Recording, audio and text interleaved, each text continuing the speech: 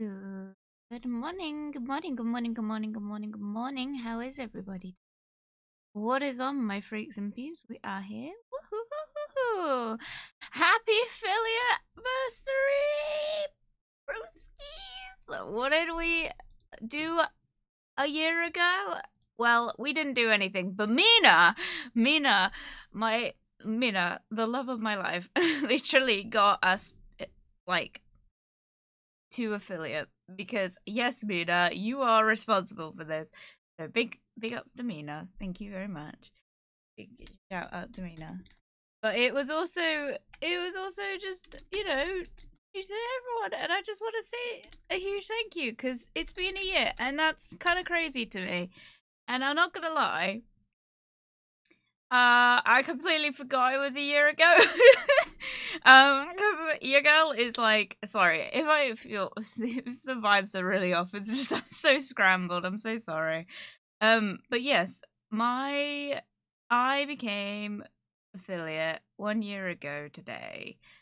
No, I didn't. I became affiliate 1 year ago on the 25th. The reason we're having to do it so late, especially because we were supposed to have this stream on Thursday. However, it didn't tell me until Thursday that my affiliate anniversary was the next day.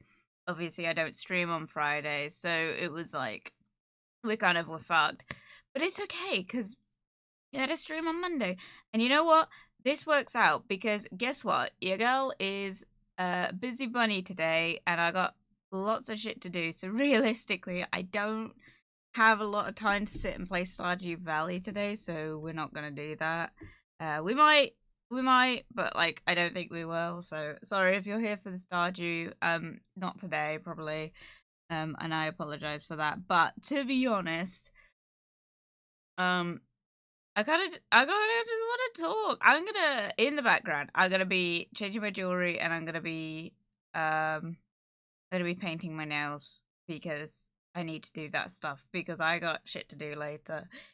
Yes, thank you very much to all of you, and especially to Mina and all my other lovely friends like Mimi, Maddie, T, Lara, all of you guys. I really appreciate all of you for being my friends, and I don't think I would have continued doing this uh, a year ago had I not met you guys.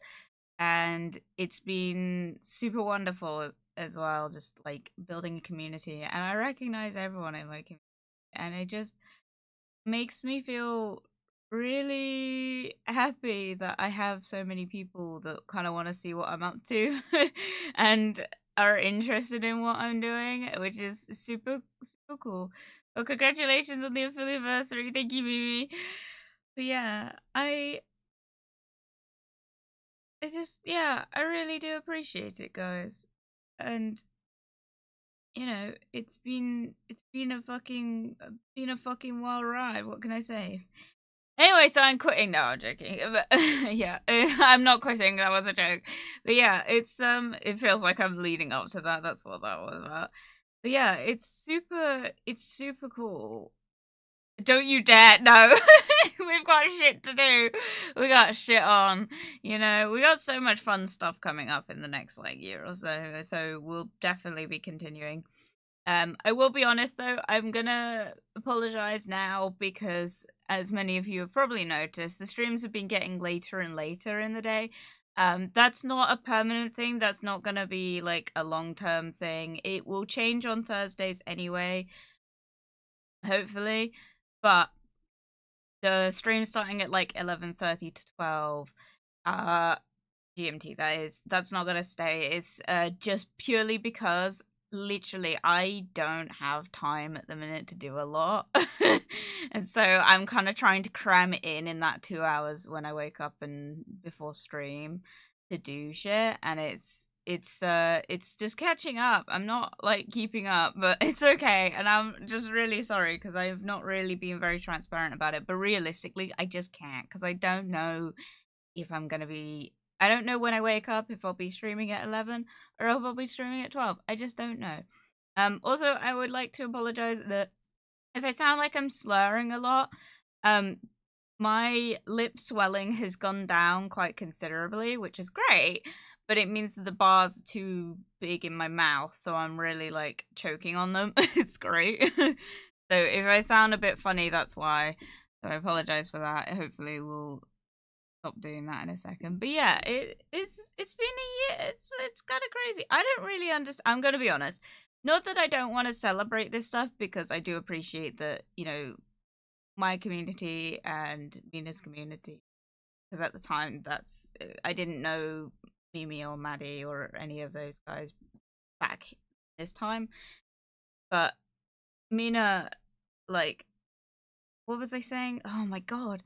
Mina and my community felt it was important enough to get me to Affiliacy, and to the point that we managed to do it, I think, in like a matter of hours. Like, as in, like, obviously I'd built up like a following at that point, but we hadn't quite reached the 50 mark, and Mina and I streamed, I think it was Valheim, I'm not sure. I just remember it just didn't want to work. But we streamed that, and then I went off to do other stuff, and then Mina kept on streaming, and then just really plugged my Twitch, and it meant that I got to affiliate hours after that, which was insane. Not hours, it took a couple days. Yeah, like, to build up to it, but like, I remember we were, I think, 5 followers off at the start of the stream, and then by the time you ended your stream, we'd gotten to 50. So we'd done good, and I do appreciate it massively. I don't really know what to say. I'm not really good with these kind of big momentous occasions. Munched on the bars, yeah. Oh my god, literally every single fucking meal I have at some point, once a day, I bite into these bars. It hurts. I'm so scared I'm gonna chip a tooth. It's terrible, dude. I don't know how people like manage it. And what worries me is, I'm like, yeah, this is a problem with Lebrett's, but it's like, what happens when I eventually, like, after like several months, obviously, but like, once I eventually like switch over to hoops and stuff, it's like, oh man, I'm gonna be chewing on those bad boys all the time. Terrible. Burgers are the literal fucking worst, though. Dude, I feel like a heathen at the minute, because I'm having to like cut burgers in half. And if I'm eating somewhere where I can't do that, like, for example, I ate at McDonald's yesterday. I don't want to hear it. Anyway, I ate at McDonald's yesterday with my mother, and literally the first bite I took, because I couldn't cut it in half, so the first bite I took, what happened? I bumped a bit into the fucking bar. I was not happy. I have rings all the time, they're fine. I just hope so. I think because the issue with the Lebrett's is they got a flat back on the back, so it catches on your teeth a lot easier. So I imagine if you got like segment rings or like horseshoe rings, they're gonna be a lot easier. You're too sweet, thank you. But yeah, no,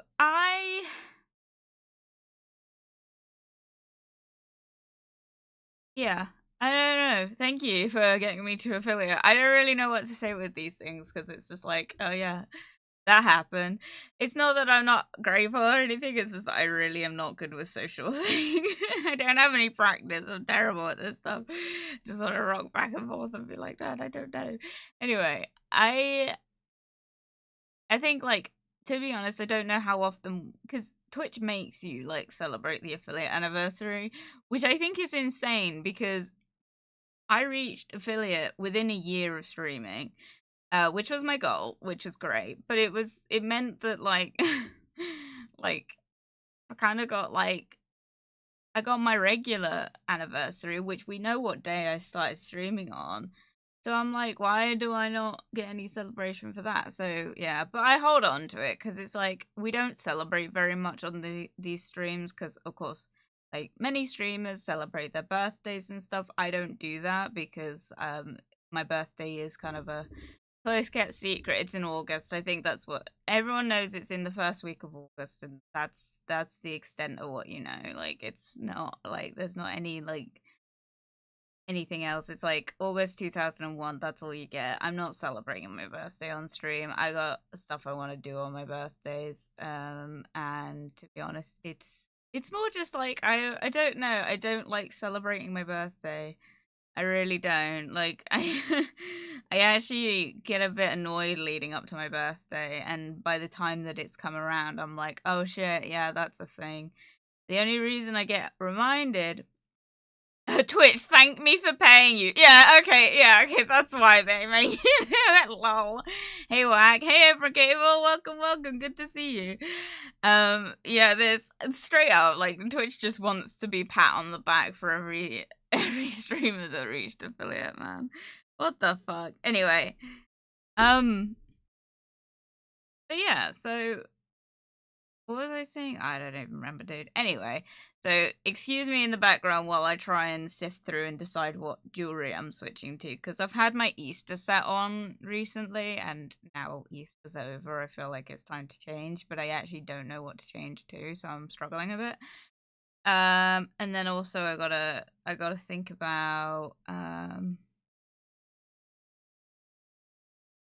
gonna paint my nails as well, because your girl is just gonna chat and talk to you guys, because affiliate anniversary, I feel like we should anyway, and also because I gotta leave in like 2 hours because I got shit to do, and we'll talk about that. So let's talk about that.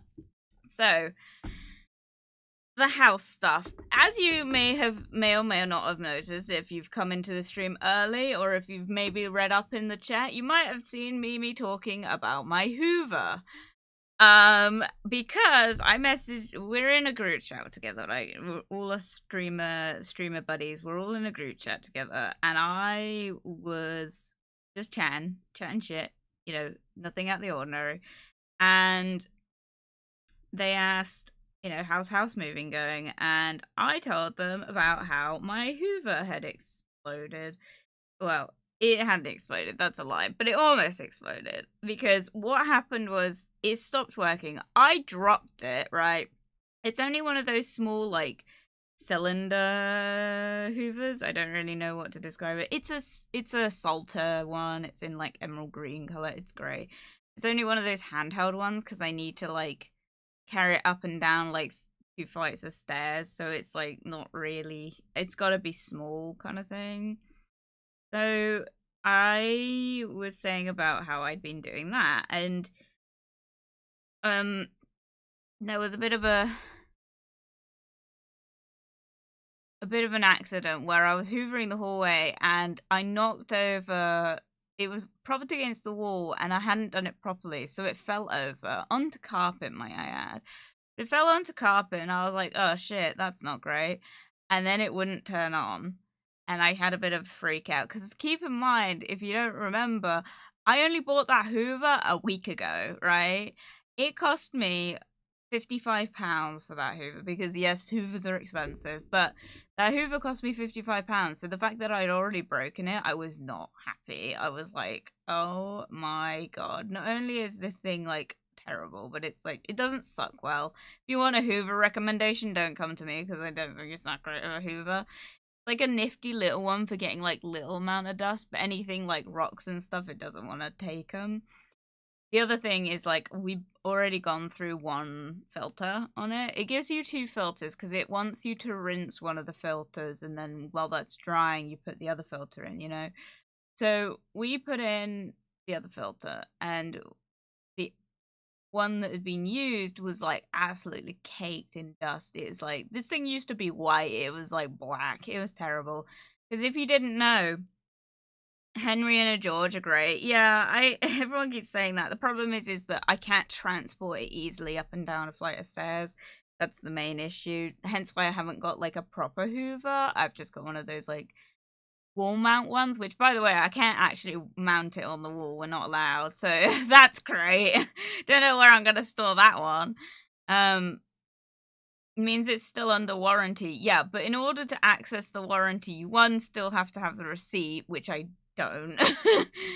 Because it got mixed up with a bunch of other receipts in my bag, which I just scooped out the other day and threw out and didn't even think about it. So that happened. Because I've held on to I'm quite good with this. I held on to the other receipts for things like my air fryer, for my kettle. Like, those ones I have the receipt for still. And the Hoover was the one thing I was like, I need to hold on to the receipt for that. And I didn't. So if it breaks, I'm fucked.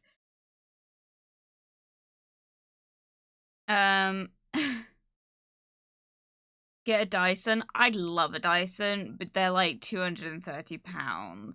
And I ain't got that money. I spent £200 yesterday. I wish I was joking. I bought so much furniture yesterday. I will talk about that in a second. But the reason, because I wanted a Dyson. Originally I was set on getting a Dyson, and then I looked into how much they were in comparison to other Hoovers, and I know everyone swears by them and they're like, oh yeah, it's the best one. But there's so many more affordable options that do just as good of a job. And realistically, what's the point of me getting a Hoover that sucks really good, right? When I'm going to be cleaning pretty much every week. I would get a Dyson if I was only cleaning if I was cleaning like how I clean at home right now, but that's not going to happen in my new house. So there's not really much point me getting a Dyson. It's an investment piece, I suppose. I don't know. I just don't have the money for a Dyson is the point, but because, like, to be honest, I could buy a couch with that money, you know? And that's the point, is that I'm probably going to have to buy a new sofa.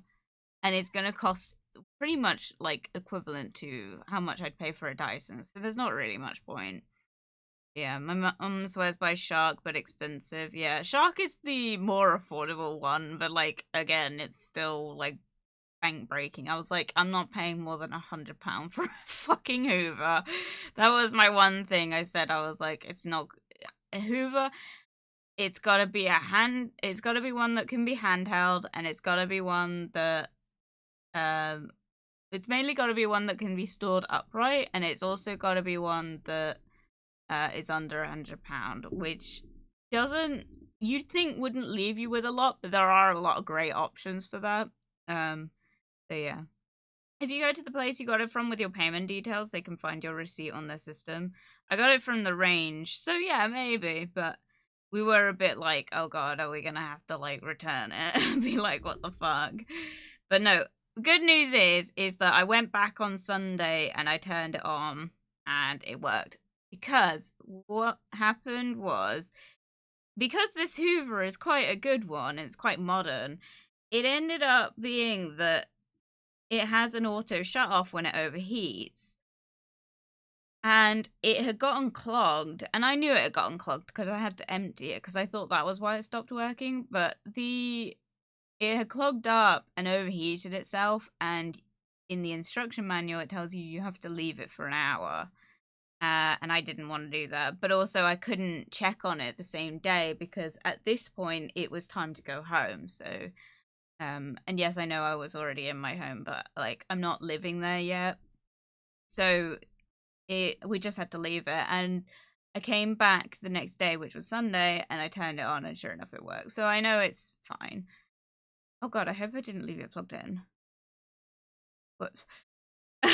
Might have happened. Happy Affiliate, thank you, Saber Sensei. Good to see you. Welcome. But yeah. So, yeah, that happened. So my Hoover's fine now, but I might actually, like, struggle to find a new filter for it. Because I'm going to have to get a new filter, because that first one is completely destroyed. Like, I've cleaned it, but it doesn't look any better. So I'm, like, not really sure how to get a filter for that one. Because aren't they quite, like, they're not universal by any means of the imagination. So I got that one. Happy Affiliate, I didn't even realize. Oh, no, that's okay. We're not really... The Affiliate anniversary, guys, don't stress about the Affiliate anniversary. It was Saturday. But, like, Twitch could only, like... They say it's the 28th, and it's not. It's the 25th, but whatever. But thank you. No, don't worry about, like, the thing.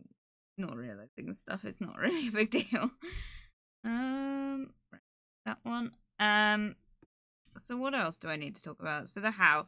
I had a voice crack then. I spent £200 yesterday. Let's talk about it. So, your girl has bought furniture, which I didn't have. I didn't have any furniture. So when I actually moved, right, I've got a chest of drawers, my desk,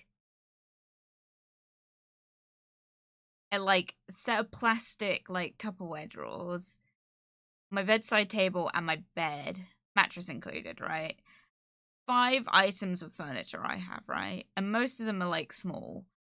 So realistically, I don't have anything to fill the house with. And Paul, who will be my roommate, also doesn't have any furniture to fill the house with. So we're kind of in a bit of a predicament where we're going to have to buy all our furniture. So that means shelving units, that means wardrobe / drawer space, that means a sofa, that kind of stuff. So we're kind of working our way through that. So I went to a secondhand furniture store. I could say where it is. Yeah, I'll say where it is. It was in Exeter. If you don't know where that is, don't worry about it. But like, if you don't know, I live in Cornwall. Devon is the next county over. Exeter is in Devon. They have a lot of like secondhand furniture stores there, which isn't something that I have easy access to in my area, kind of thing. So I had to travel up there, which is quite a way away. But I went up there to get furniture. And I wasn't actually expecting to come away with much more than maybe like a bedside table or a like shelving unit. I wasn't really like thinking I'd come away with much. I got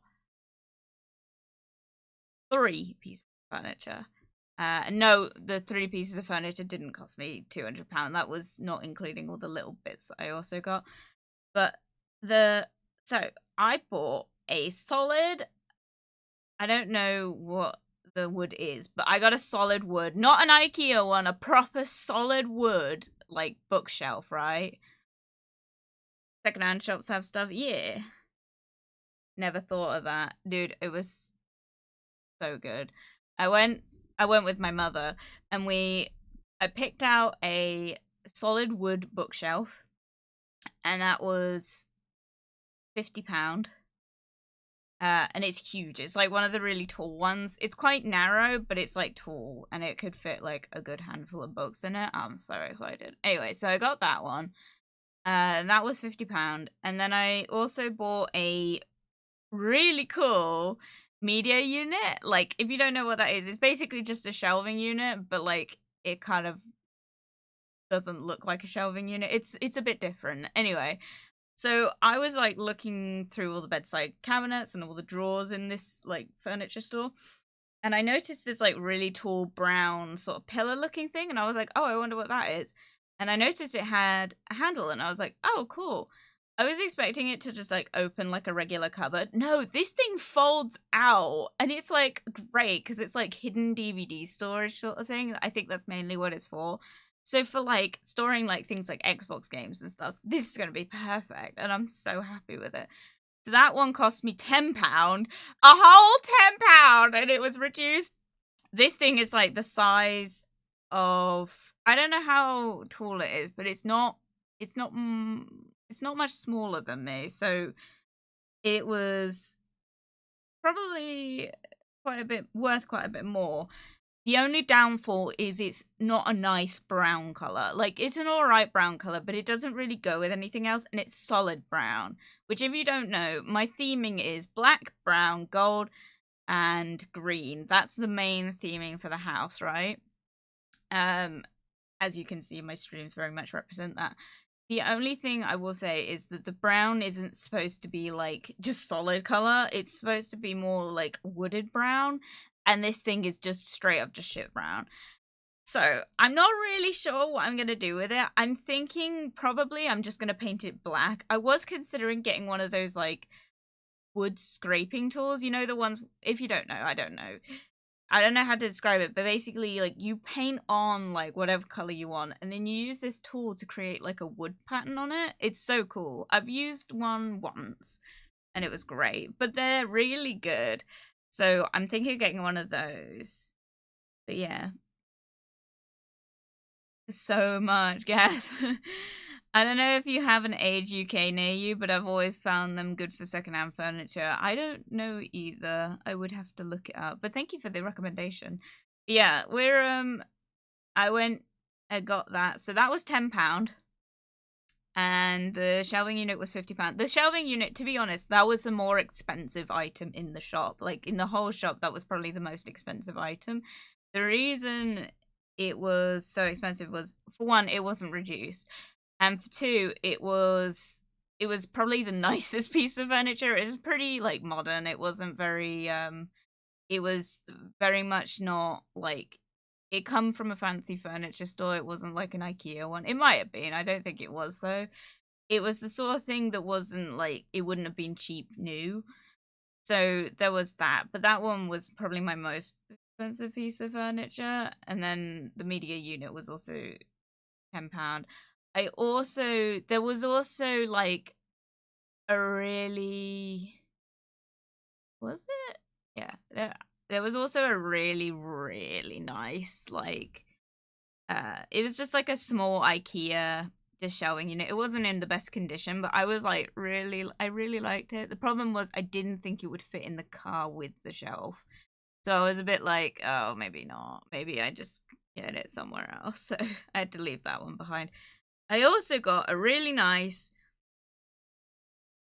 towel or like blanket storage box. I don't know what you call them. Bathroom storage. It's just like one of those like caddies that like you lift the lid up with like a handle shaped hole in it, and you just put your hand in and lift the top off. Pretty sure it's just for towels, but I reckon I can use it for blankets. That I got. It's black with like that bohemian like rattan like sort of cover on it. It's so cool. I'm so happy with it. I should probably be sending some of these furniture items on Discord, but they're so cool. That one I didn't get secondhand. That one I did get brand new. That one came from Dunelm. But it was £28 reduced from 50, so I'm not too mad about that one. And it was pretty duffed up, which my mother was like, why would you spend that much? It looks like it's been used. And I was like, because it's got character, and I like character. So I got that, and I'm really happy with that. And yeah, I think that's kind of it, to be honest. I don't think I got much else furniture-wise. I got a lamp. And I'm so happy with this lamp. Oh my god, when I tell you about this lamp. Another thing I got from this secondhand furniture store was 2 lampshades. They're like the really old style glass ones with like metal like holders on them. So I got those. Those were cool.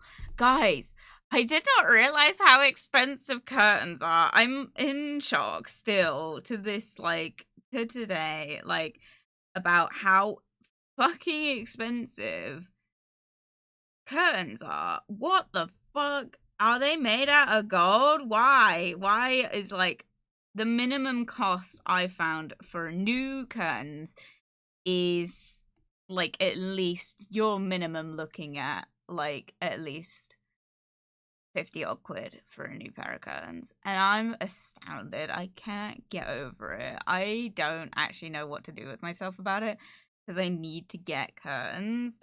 The problem is like they were very expensive new, and I know a lot of secondhand stores have them. The problem is that you kind of gotta, for one, make sure they fit, because they're not like a standard piece of furniture. Or I don't know if you count them as furniture. Do you count curtains as furniture? I would. Curtain prices are dire, lol. Yeah, like, you guys get it. It is literally the worst thing. I'm just like, I just want a pair of black curtains. If they've got it in green, great. Do you know how hard it is to find any kind of curtain secondhand that isn't white? I am not happy. My mother, bless her, she was like, oh, I've got I've got some curtains at home that I'm not using and stuff. Problem is with my mother is she thinks my curtains in my room are blackout. They are not blackout. You can see through them. They're so bright. I'm like, that's not blackout. So I am a bit like, well, for one, I don't know where I'd put them. Also, they're pink. I'm like, why would I want pink curtains? I just don't know. I mean, I'm thinking of taking them anyway and just dyeing them. But like, I don't know. It just, you know, I don't really know. I don't know if they're gonna be dark enough is the problem. And if you didn't know, I sleep in the daytime usually because your girl is a night shift worker. So I am in a bit of a problem with that because the main things I need for the house right now, other than like storage, the main things that we need are curtains. The curtains are the big one. And a sofa. Oh, and a chest of drawers. Those are the like 3 things that we desperately need. And they are the 3 things that I'm having the hardest time finding. Chest of drawers are a bit of a weird one because the issue with chest of drawers is they're not really something that can fit in my mother's car. They're not really. My mum's car is not small, but it's not big either. It's like pretty medium size. We managed to fit like a tool shelving unit and a media unit and a like blanket box in it yesterday, and we had no room for anything else. Like I had to sit in the back. That's how much room it took up.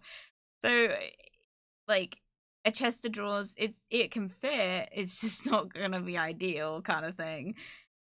The other issue is it's not easy to find like chest of drawers that are in like decent, like, because the issue is I would like solid like wood ones. Problem is we got to get them up 3 flights of stairs or 2 flights of no 3 flights of I have to get them up 3 flights of stairs. Is it 3? No, it is 2. God damn it. I don't know. I live in a 3-story house. But yeah, and by the way, it's a townhouse. It's not exactly big. It's just a lot of like upwards rooms. Be right back. Gotta make lunch and we'll be back. Okay, have fun. Enjoy your lunch. Main thing is a water boiler. You mean like a kettle? Because I've got a kettle. I bought the kettle months ago. Or do you mean like an actual like boiler unit? Because we've got one of those. So I'm okay with water boiling. I hate the boiler though. It's loud and it takes forever to heat up. I'm so annoyed with it. I'm already like, I'm gonna waste so much water trying to heat up water. And my problem is that I most days out of the year I have to use the hot water tap because your girl has Raynaud's, and if you don't know what that is, Raynaud's is basically just poor circulation in your hands and feet. So in our house currently, like in our new house, the floor in the kitchen is concrete with just like a sheet of linoleum on it. It's not enough to keep me like warm. The problem, the solution I've come up with is just to actually wear just really thick socks, but it's not really enough to keep it away, like keep the cold away. So that's a problem I'm having at the minute. The other issue is like if I wash my hands in the bathroom upstairs, it takes a good like minute or so for the hot water to actually reach that tap. So I'm cold like 90% of the time. And if you don't know about Raynaud's, it's not just being cold. Your circulation, if it gets too cold, it will think that you're in a cold environment. So it will take all the blood circulation from your hands and your feet, and it will put them into like, more important parts of your body, like your heart and stuff and your brain, and making sure those things work, which means that you don't have much circulation in your hands. And they get cold and they hurt. And I don't know how to describe how much they hurt, but they fucking hurt, and it's agonizing. And being a night shift worker and working in in warehousing with the doors are open all the time, I struggle a lot. And to have like a house that isn't like staying warm is gonna be so hard. And we live in an energy crisis right now. Do you know how expensive it is to heat a house? Too expensive. I'm really impressed with our fire though. We tried that the other day. It was really good. A kettle. Yeah, I got a kettle. I got a kettle from the range. It cost me too much money, but I really liked it, so I went with it. Because you don't have to buy the things that you like. Don't settle just for price, because realistically you're gonna have to buy it again if you settle for price. But I bought a pretty decent kettle. It cost me like £46, which is pretty dire for a kettle. Like, they don't usually cost that much, but it was an expense. And also I was, this was several months before we even got like approved for moving. Congrats on the affiliate anniversary. Thank you, thank you. It was on Saturday, but we're having to do it for today, but that's okay. But yeah, I got a kettle, and I got an air fryer, and I also got most of that. But yeah, so I got all that. I also got a lamp. I have been, every time I go to the range, I go past the like lighting section, and there's this lamp that I've been obsessed with, like obsessed. It's beautiful. It is like a, I don't know, like a pottery like base, but it's checkerboard pattern. Which, if you know me, you know that I'm an elder emo, which means that checkerboard vans were the staple item, and we all have them.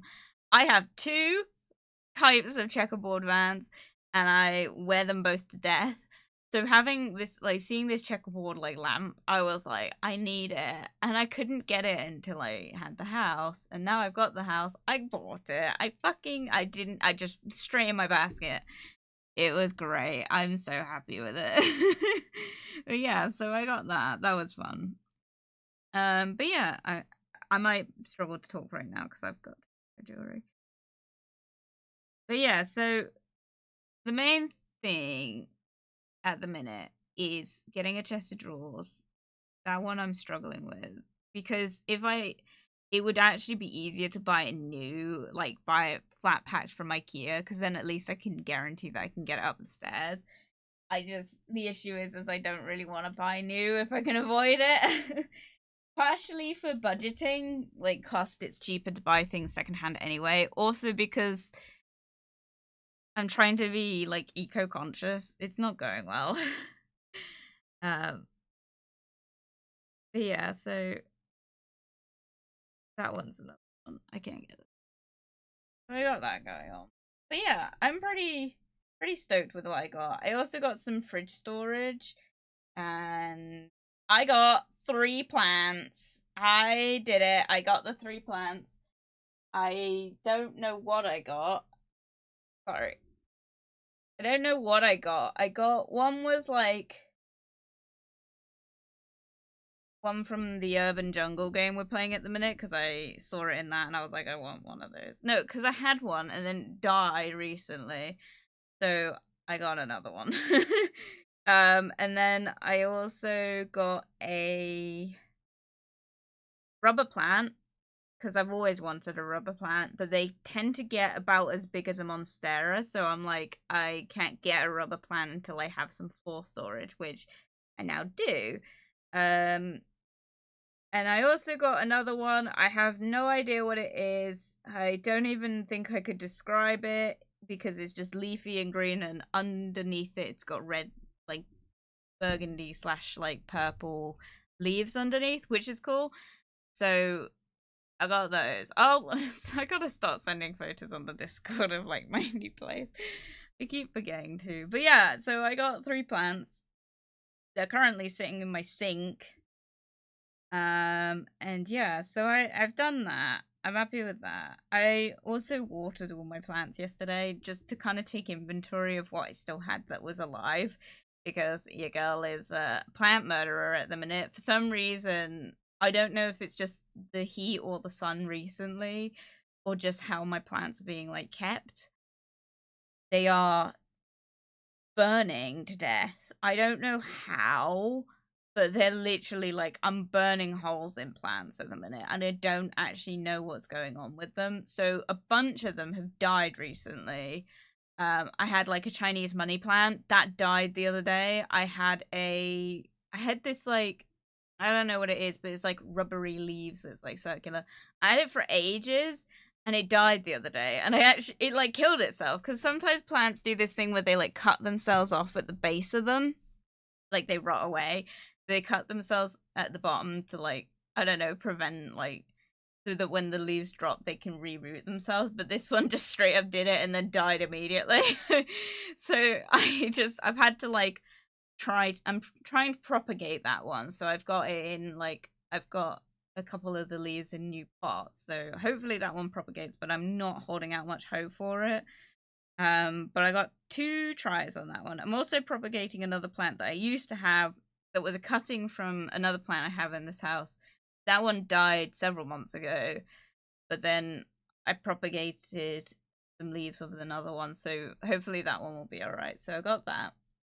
I had a fern that died, which I'm devastated about because I cannot seem to keep those alive. I think they're called asparagus ferns, if anyone knows what I'm on about. I've got asparagus ferns. I've had two, and both of them, literally, I've got them, brought them home, and they've died within the week. I don't know what to do with them because I've kept them in 2 different places, and both times they've died, so I don't actually know what they need. That one's a problem. What else died? What else has died? My snake plants are alright. That one's got another baby, so that one's great. My Monstera is actually thriving. I got 2 new babies on that thing. I think I'm gonna have to start, like, to be honest, I think I'm gonna have to start, like, propagating it because it's starting to produce very, like, weak baby leaves, but, like, not many big, strong leaves, so I'm a bit, like, not really sure what to do with it, but it's kind of starting to just climb upwards and I'm not getting very big leaves and it just looks a bit spindly, so I'm not really sure what to do about that. So I think if I can try and propagate some of the leaves might work. I don't know. I don't know. Anyone knows plants, let me know. Yeah, the Monstera's got to be moved at some point. I'm not really sure when I want to move the Monstera because it's quite big. It's like, it's not a small Monstera, it's quite a big Monstera. Despite the fact that the leaves are small and tiny, it is quite tall. So I gotta move that one. I got a plant for Christmas. It's dying. I don't know if it's alright, but like it's kind of just drooping and I've watered it several times and I just don't know what to do for it. My peace lily hates me at the minute. It's like I got a love-hate relationship with my peace lily. It like will not stop drooping down and I've watered it twice and finally on the second time it started to perk up a bit, but I don't know why the first time I watered it just didn't want to perk up. So am I. I kill my plants by accident. Dude, it's so hard. I used to only have cacti, and I specifically only ever had cacti and succulents, and I only had little ones, and I held on to them, and I looked after them, and I seemed to be alright with them, so I started moving on to more leafy stuff that I actually like the look of, and it's just been a struggle, man. The problem is, my basic good representation is if my plants are dying, I'm depressed because they're not getting looked after. They're a good visual representation on how my mental health is doing. So the fact that at the minute so many have died is probably telling me something, trying to tell me something. But they're I'm just burnt out at the minute. I'm alright, but they're sorry, I can't get these fucking pieces of jewelry off. They're alright, but like so many of them. And I'm just struggling with the leafy stuff. The Monstera, I don't think Monsteras are a good starter plant. Like, I see so many people think they are. They're alright. You can pretty much toss anything in them and they'll survive, but like, they're invasive. They're vine plants. Like, they climb upwards. They're really invasive. So it's kind of hard to like get really good bushy ones. I'm not sure if the pot that it's in is just the reason that it's not able to like grow bigger leaves, but I'm a bit scared because sometimes I repot other plants and they die immediately, so I'm a bit nervous about repotting my Monstera because I'm like, oh god, it'll die like literally the second I repot it. So I got that one going on for me, but I'm hoping that it won't if I do repot it, but I might just have to propagate one of the leaves just to see if it'll cope with it. Come on. I also um I also have um fuck, why is this not coming off? Um there we go. I have a succulent that I've had for years. It produced a baby several years ago, so I've got 2 of it now. but it hasn't grown a baby since. But what it does keep doing is it's one of those succulents that I didn't realize this, but apparently it's pretty common. They just grow upwards, and I don't know why. They start off really small and neat in their little pots, and then they just start growing upwards for some reason. And it's one of those. So it's grown upwards over the years. I recently repotted it, and I had to like basically just cut off all the roots because it had become so tall and long that I didn't have a pot it fitted in. So, and it had, because it wasn't getting enough water, it had just sprouted new roots closer to the top of the plant. So I just cut it back to the new rootage and repotted it. And then I looked at it yesterday, and it had done it again, where it had climbed out the pot, but then anchored itself and rerouted itself like completely in like further along in the pot. So I looked at the actual stem, and the stem had rotted away. So it had it kept itself alive basically. So that was good. So I just cut the end of that. So it's back to being like a flat plant. It's not got like a tree on it anymore, but yeah, so that one's good. But the roots on that were impressive, dude. Like, there were so many of them. They're so weird looking as well. They're all veiny. But succulents are a good starter plant, I think. I think that if you want to get into plants, my best recommendation is get a cactus to start with, like a spiky one, and keep an eye on it and keep an eye on how you like look after it and stuff. And then once you get confident with that one, get a succulent, because succulents require more water, but they won't die immediately if you don't water them regularly. So then get a succulent and then try with one of those for a while. And then move on to the leafy green stuff. The reason I don't recommend going straight to the leafy green stuff is just because people don't realize like how often they gotta water them. And also my other advice is just be prepared for the fact that they do just die sometimes. Because like I try so hard for some of my plants, and sometimes you'll repot them in the same mix and they'll be fine like 1 minute, and then the next time you repot them they'll just die immediately, and I don't actually know what causes it. It's great, it's fucking amazing, but you know, they're just the struggle plants. I don't know why I'm so into them, but I have so many of them. I don't have as many as I used to, but now I've got like more space. I'm gonna get more, but I'm gonna be on more of a like watering schedule now, so it's not gonna be so much of an issue if I like. Because my main issue is just that like weeks and weeks pass, because when you're in night working job, days just don't exist anymore. So like I'm very used to not really having like the best like timekeeping, so my plants suffer because of that, because I'm not remembering that I didn't in fact clean water them last weekend. It was actually 2 months ago. That happens a surprising amount, which I think most people can relate to. But yeah, killing plants, it's easy. It's unfortunate, but it's easy. Sometimes like some windows also just let in too much light.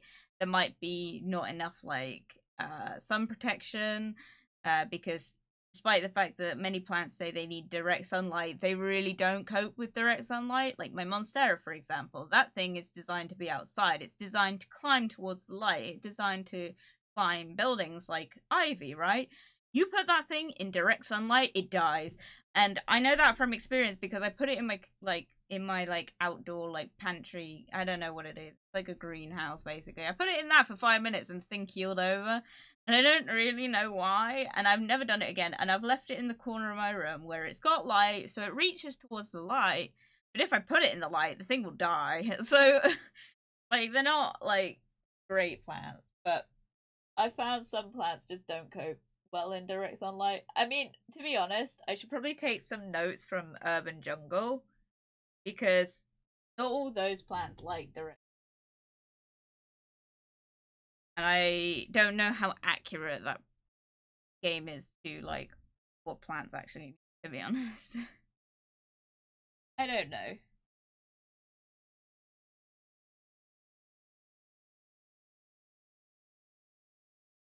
Ow. Two balls on. Sorry, I am just Anyway, about other things. Yes, we are just going to chat today, by the way. I'm sorry. Yeah, but my plants, I didn't bother, by the way, with like little plants, because oftentimes when I buy new plants, I just get I get them small, and then I grow them into bigger ones, and that's usually what I do. And I've had it hit or miss success rate wise. It's like being kind of a journey, if you will. Like the succulents and stuff, those do need to be moved into bigger pots eventually. They're alright. But like the things like the leafy green stuff, they don't really cope with being moved about too much. So usually I just I usually just buy them small and then grow them from that. And when I buy plants, and this is my best advice, is when you buy new plants, especially leafy green ones, try to get ones that are showing like signs of producing new babies, because that means it's like a healthy plant. And that's my best advice. And also because then at least you can guarantee that if it dies immediately, like like you weren't gonna really be able to like grow any new leaves anyway. But like if it does survive, then you've got a bushy new plant. So a bunch of the ones I bought yesterday had babies, but they're quite big ones. I usually buy little ones and grow them, but these ones I bought big. So I bought medium ones. They're not that big. They're not like Monstera size, but they're big enough to be in like a 15 centimeter pot. In diameter that is, by the way. But yeah, I bought those. I don't know. I think one was $6.99. One, the rubber plant, I don't know because my mother bought that for me. Yeah. And then, why is this not going in? And then I also bought the other one from B&Q. That one was £12. I'm not happy about that. But oh well. My mum also, because I showed her another plant that I wanted to get, and it was like veiny. I'm seeing them crop up more and more. I don't know what they're called, but I got one of these. I wanted one of these, and I showed it to her, and we didn't end up getting it from the range because that's where we were. But she showed me again at B&Q, and I was like, "Fuck off! Am I paying that much?" Because it was like $6.99 for this tiny ass plant. Like it was a really little star plant, and I was like, "Why the fuck is it $6.99?" So I bought the $12.99. I bought the £12 one because it was at least it was bigger and healthier. I don't know. That's a weird. One thing I do really want is a constellation Monstera. I think it's called a thigh constellation Monstera. Sorry, the tracking isn't gonna work for a minute, but I want to get a thigh constellation. Thigh constellation Monstera. It's like my dream plan. I know I can look after Monstera, so it wouldn't be like that bad to get. Um, but they're expensive. Like they're really expensive. Like Monsteras are pretty expensive anyway, but they're usually like a good investment plan. The problem with a constellation Monstera is if I kill that plant by accident, that is about £50 down the drain for a medium-sized plant. So it's not great. And also they're not very common to come by in like plant shops and stuff. I found one the other week, but they wanted like 80 odd quid for it, which fair. And the problem with these ones is oftentimes you have to get them in cuttings, like, and propagate them yourself, which is a commitment. And it's not easy. Neither is taking off this fucking nose thing. Oh my god, sorry.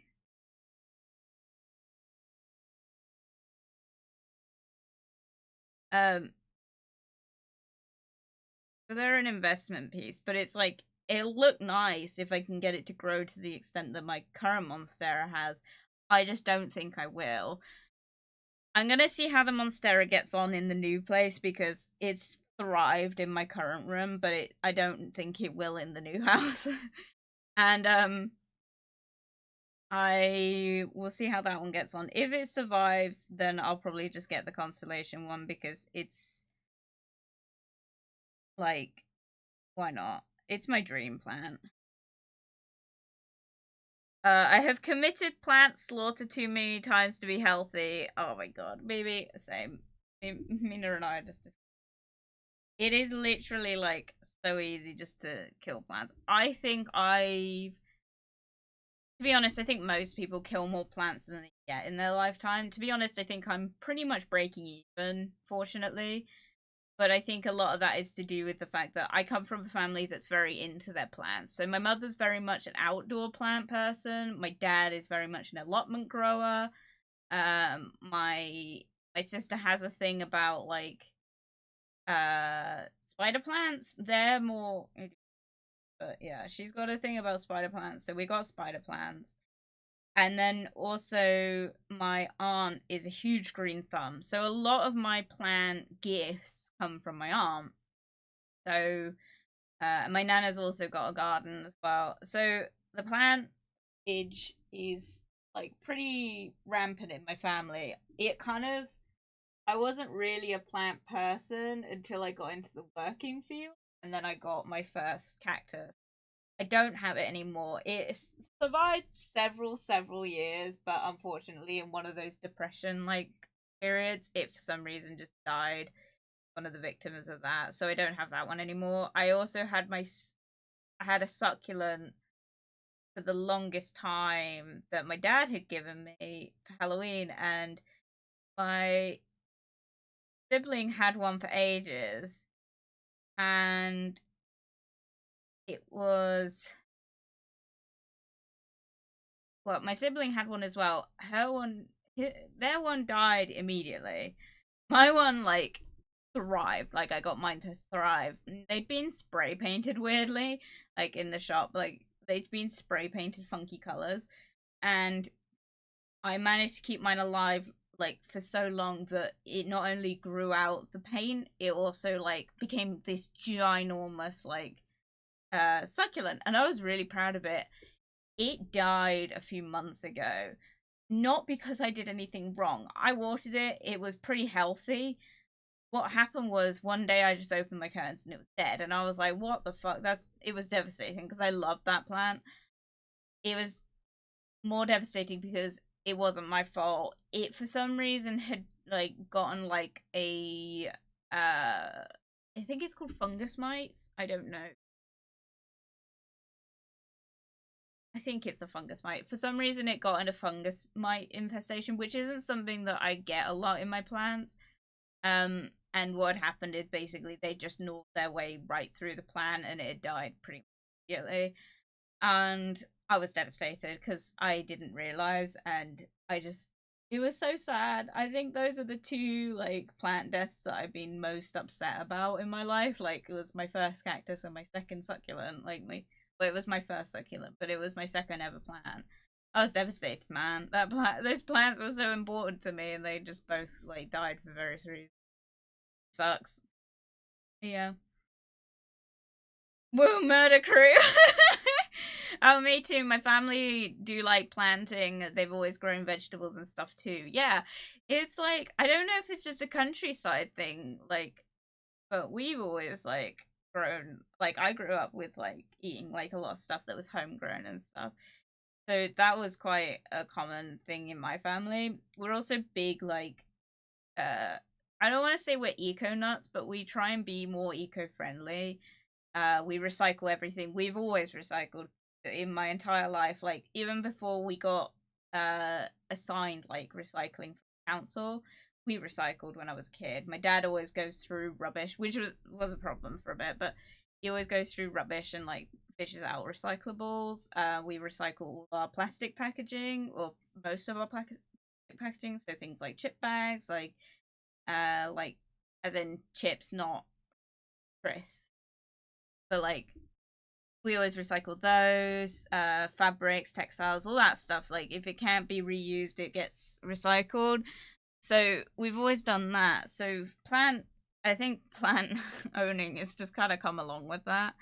So yeah, that's a thing I want to talk about as well. There's a refill store near me, and I'm so excited now that I've got my own place that I'm gonna start like getting my spices and stuff from the refill store rather than buying them like in a container to transfer to another container, because that's something that I'm starting to do. Is like, I'm gonna decant everything that I can that isn't in glass, just because I prefer the look of it. I think it looks a lot more clean, and you can clearly see what you've got more than like other packaging. So one of the things that I'm doing a lot is like decanting things, and some of it I can't get at like eco stores. Like, for example, I think it's freeze dried coffee or instant coffee.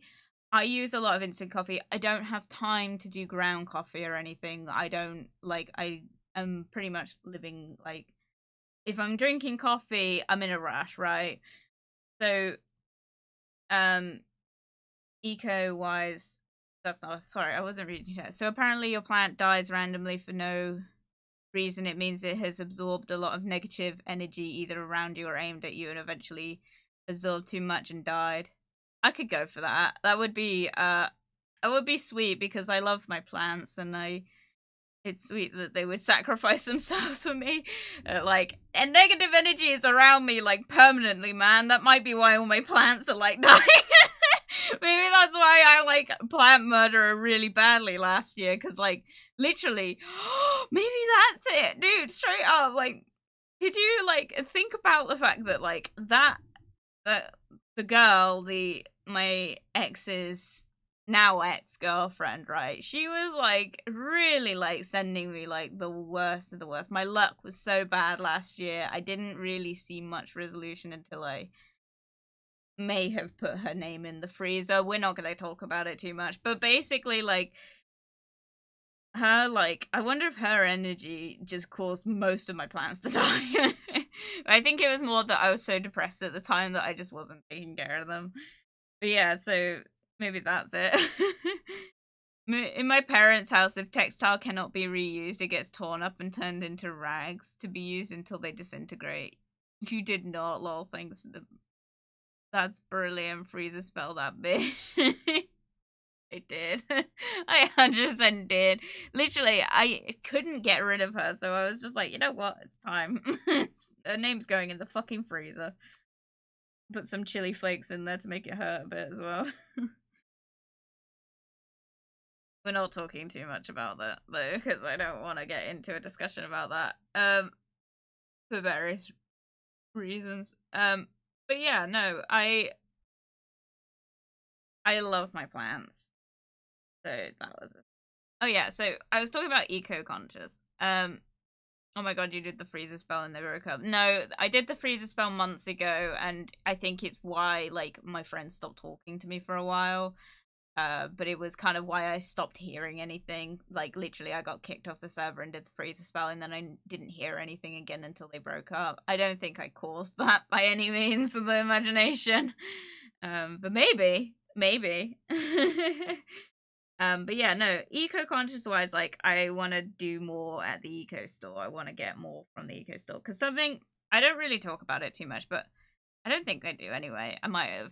I've always, like, when, I don't know if anyone remembers, but the kind of like zero waste lifestyle sort of took off a few years ago, and I'll never be able to be truly zero waste. There's too much that I do that, like, despite the fact that I could recycle literally everything, I literally have thrown out 2 garbage bags this week. Just based on, like, moving and, like, having to get, like, food and stuff, like, and food packaging that can't be recycled, like, you know, like, cardboard and shit, which I appreciate that, like, most, like, takeaway places and stuff have started doing, like, cardboard packaging. I just don't really get it, because it's like, man, yeah, but once they get like food soilage on it, I literally can't put it in the recycling, because if I put it in the recycling, that contaminates everything else, and they won't recycle my food packaging. They won't recycle any of my cardboard. So I appreciate what they're doing, but it's like, man, why is this thing? I suppose because it breaks down easier as well. Like, I guess that's a good thing. It's like not styrofoam, but um. Oh, okay. Oops. Oh, sorry, but my peace lily was also a victim, bruh. My peace lily is like, it literally hates me right now. It's all right now. It's perked up quite a bit today because I watered it yesterday quite heavily. Like I drowned it, so it's perked up quite a lot. I think it still needs. But yeah. So my peace lily isn't. I'm hoping it might flourish in the new house. I don't know why, but it won't grow flowers, so I'm just struggling with it. But yeah. Anyway, eco-conscious wise. We've always recycled, we've always done all that, right? When the fad took off, I switched over to bamboo toothbrushes, and I have literally never bought a plastic one since. I'm really proud of that. That was like one lifestyle change that I made that actually stuck. It was like I literally I bought a bamboo toothbrush and I have not stopped using it since. I did try to go over to more eco-friendly paste. I'm not gonna lie. I don't want to get into a conspiracy like conversation about it, but like something you'll find if you're gonna go over to the zero waste lifestyle is that, or eco-friendly in general, is that a lot of toothpaste don't have like fluoride in them because most of them, especially the more lower waste ones, are usually made out of baking soda. It's great, but you need fluoride. I don't want to have a discussion about people being like, oh, but it's like put into the water and stuff. Believe what you want. You need fluoride for your teeth, especially if you drink things like fizzy drinks and stuff. You need fluoride. For me, I drink fizzy drinks like non-stop, so fluoride is really important for me. You need it in your toothpaste. I'm sorry, but you can believe what you want, but you need it in your toothpaste unless you're allergic, because I think there is that. But a lot of toothpastes that are eco-friendly don't have fluoride, and so I couldn't actually switch over to eco-friendly toothpaste. So I'm always looking for like a solution to that because I just have to use like the regular toothpaste, and I don't think you can really recycle packaging. It's not great.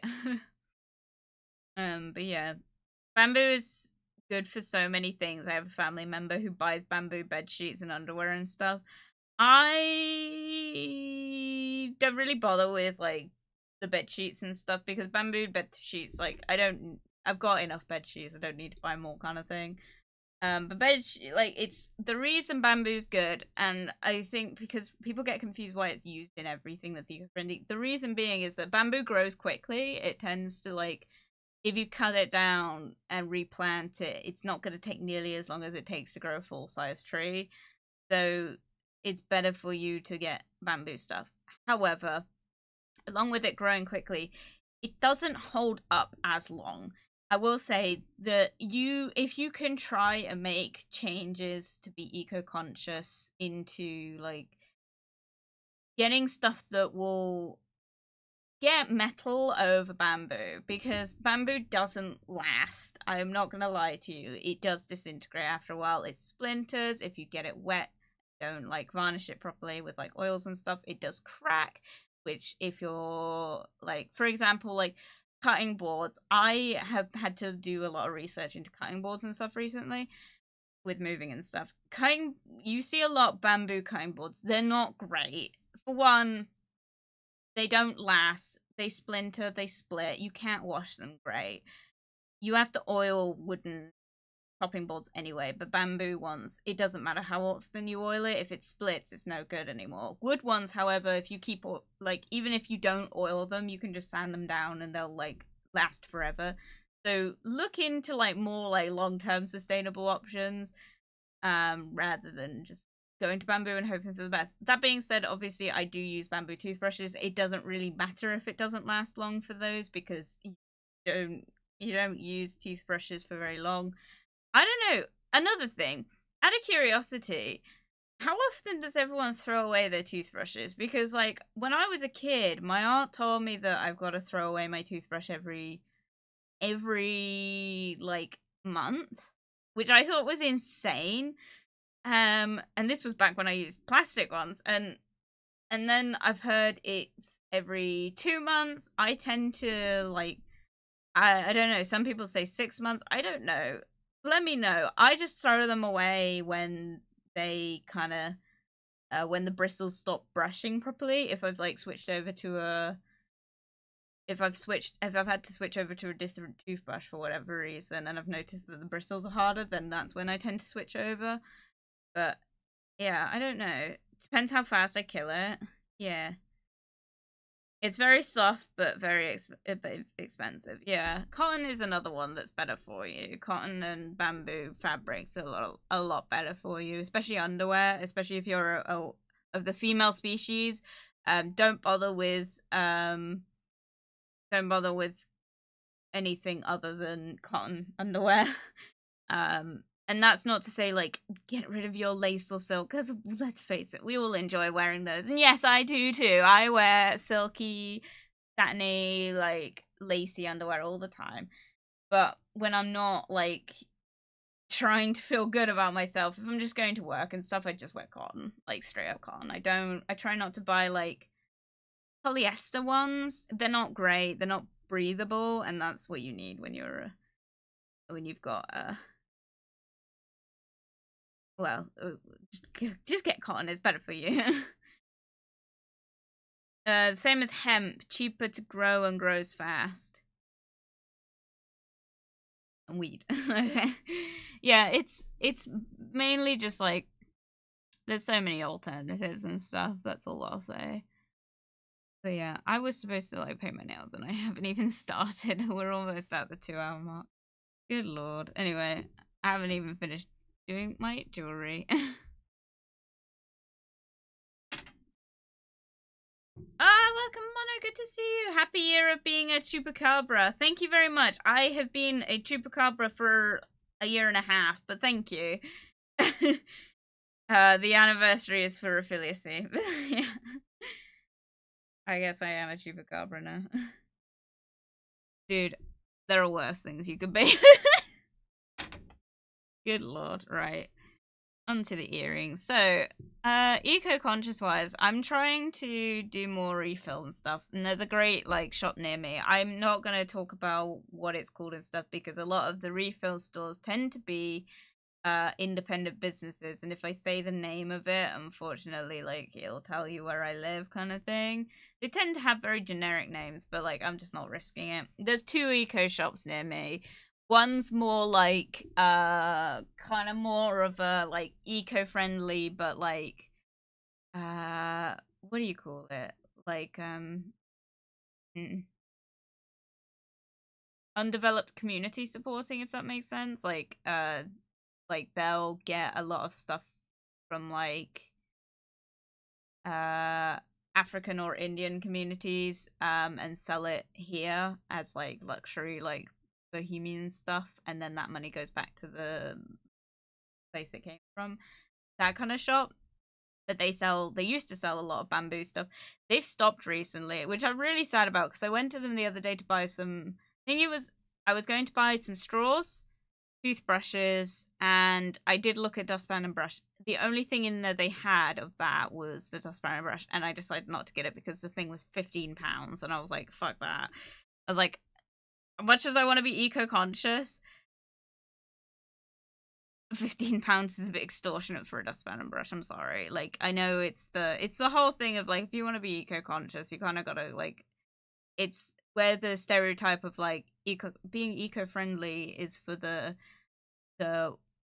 white and rich, and that's not me trying to be a racist or anything. That's just what kind of gets circulated around, and it is to some extent somewhat true, but it's just a shame because it's like, man, I think more people would be eco-conscious if like we could afford it, or like the bamboo options were available in our superstores. That's just the truth of it, but it's just not a thing.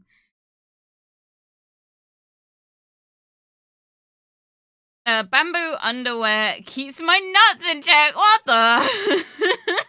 What the fuck? I mean, sure. I actually got an electric toothbrush and it's weird. Electric toothbrushes are also a good alternative to the regular plastic ones because you're only replacing the head and that's less plastic waste. So, eco-conscious. And you can also get, if you're really into it, you can get replacement heads that are bamboo. That's an option, or made of compostable materials. Because, by the way, get compostable, don't get biodegradable. There is a difference. Biodegradable just means that it will break down. Compostable means it will break down fairly quickly. So if you wanna get like dustbin bags and stuff, I made this mistake the other day. I just bought plastic ones, but that was not one of my finer moments. Now I've just got loads of bin bags that I gotta deal with, but I'll fucking sort it. It's fine. Yeah, but I'm so not used to it. Is it the vibrations? Oh man. I don't like, I was gonna switch over to an electric toothbrush recently. I wasn't too keen because I was like, oh, but like bamboo and stuff. I like my bamboo ones. But like, I was gonna switch over to one because with my wisdom teeth, I can't actually reach back to get them a lot of the time. But I found that I've actually found a way of doing it now, so I'm not too stressed about it. But what I've been told is that if you're like on the kind of spectrum more or like neurodivergent in general, you're gonna struggle with electric toothbrushes because they vibrate and apparently it's not comfortable. I wouldn't know. I've not had one in years. But yeah, toothbrushes are weird. I don't know. What am I doing? Right. I want to get hoops in here. Up in this beach. Why have I gone for this one? Why have I not gone? Yeah. May.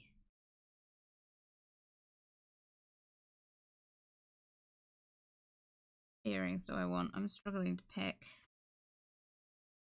I got so many like hoop earrings that I haven't been able to wear in months because I've started stretching. If you didn't know, I've started stretching my ears, and oh, I managed to stretch one of them today.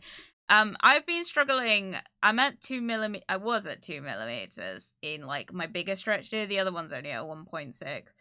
But I was struggling to get a 2.4 millimeter plug in for weeks now, even though I've been waiting. Like, I waited 2 months. And if you don't know, like, when you dead stretch, which is what I'm doing, if you're dead stretching, it should just go in. It shouldn't, like, you shouldn't have to stretch it, you know? That's why it's better for you. But I was really struggling, and I was like, why is it taking, like, 2 months to do this? I finally got it to go in today. I'm so happy. And so I've now got a 2.4 millimeter and a 2 millimeter stretch in my earlobes. So I managed to do that today. I'm also stretching my right conch punch. That one's gonna take a long time, but that one's going okay. I'm not struggling with that one too much. But that one's at a 4.5. So yeah. Time to watch Jasper in the shower, bruh. No. Do not. Please, I don't want to be watched in the shower. What the hecky, dude? Oh, what earrings do I want to go for?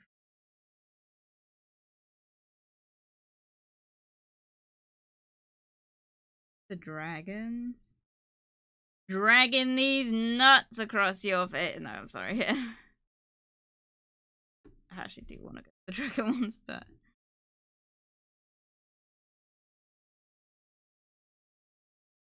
Yeah, because the other ones have to be studs because they're pretty... It will always be a meme. Why? No! I didn't ask for this. If you do buy non-eco-friendly stuff, you should make it last. I still have 2 shirts from when I was 12 because I try to make stuff last forever. Yes, this is true. Most of my clothes that I have are from when I was 14 years old and they're way too big for me because I was a lot bigger back then. And so most of my clothing is from that time, but I just didn't bother getting rid of it and getting new stuff because I was like, it still fits. It's just too big for me. But yeah, that's the main, like, I think I'll hold my hands up.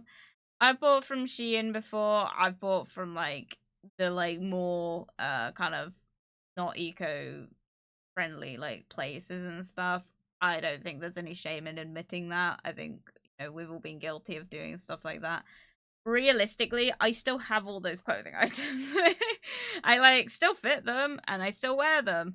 There's a couple of them that I don't really wear, but that's because they're crop tops and I live in England. So it's not really a like option. But I've got those ones I've had for like a long time. I also buy, most of my clothing comes from secondhand stores or secondhand from online and stuff.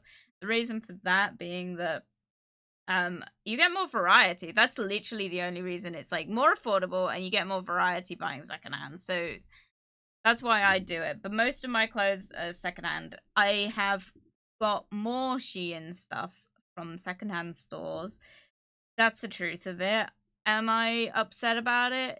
No, because realistically, I'm contributing to not making it an issue, kind of thing. I'm like, because most of those clothes, let's face it, end up in landfill, right? So I started, if I bought them from like a secondhand store, I'm like actively contributing to not making it an issue. But like I said, if the clothing disintegrates to a certain point, then I will put it in fabric recycling or textile recycling. I don't do the whole trying to make rags out of it and stuff. That's just not like, I'm very particular about what I use for certain stuff. So for me, it's like better to just recycle it than try and like reuse it in some way.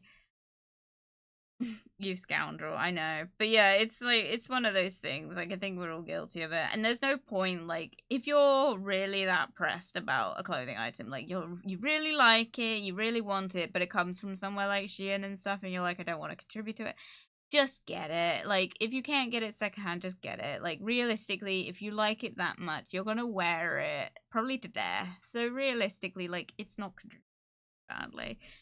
Just, you know, take it as you will.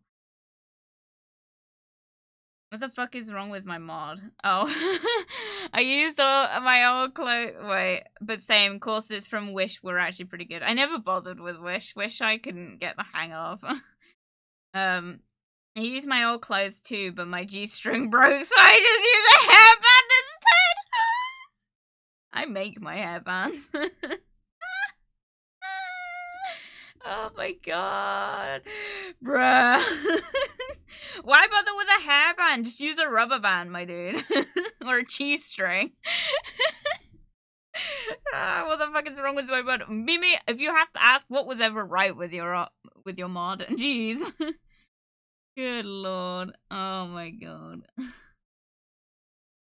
Man. Oh, maybe I should do these instead, actually.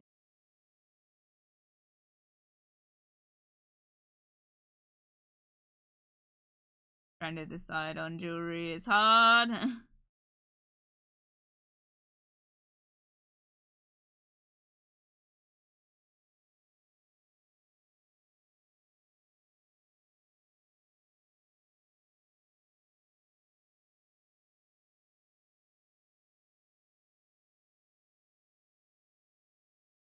Maybe I'll just do one of these. One of these bad boys.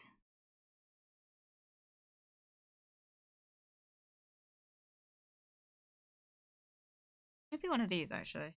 Yeah. Isn't great for your jewelry. Oh, hello, Matt. Welcome, welcome. Happy affiliate anniversary. Thank you very much. And thank you also for being here for this long.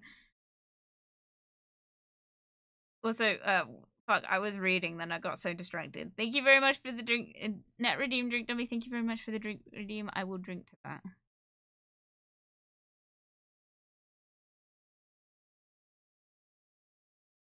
Oh my god, you look like the what lady right now?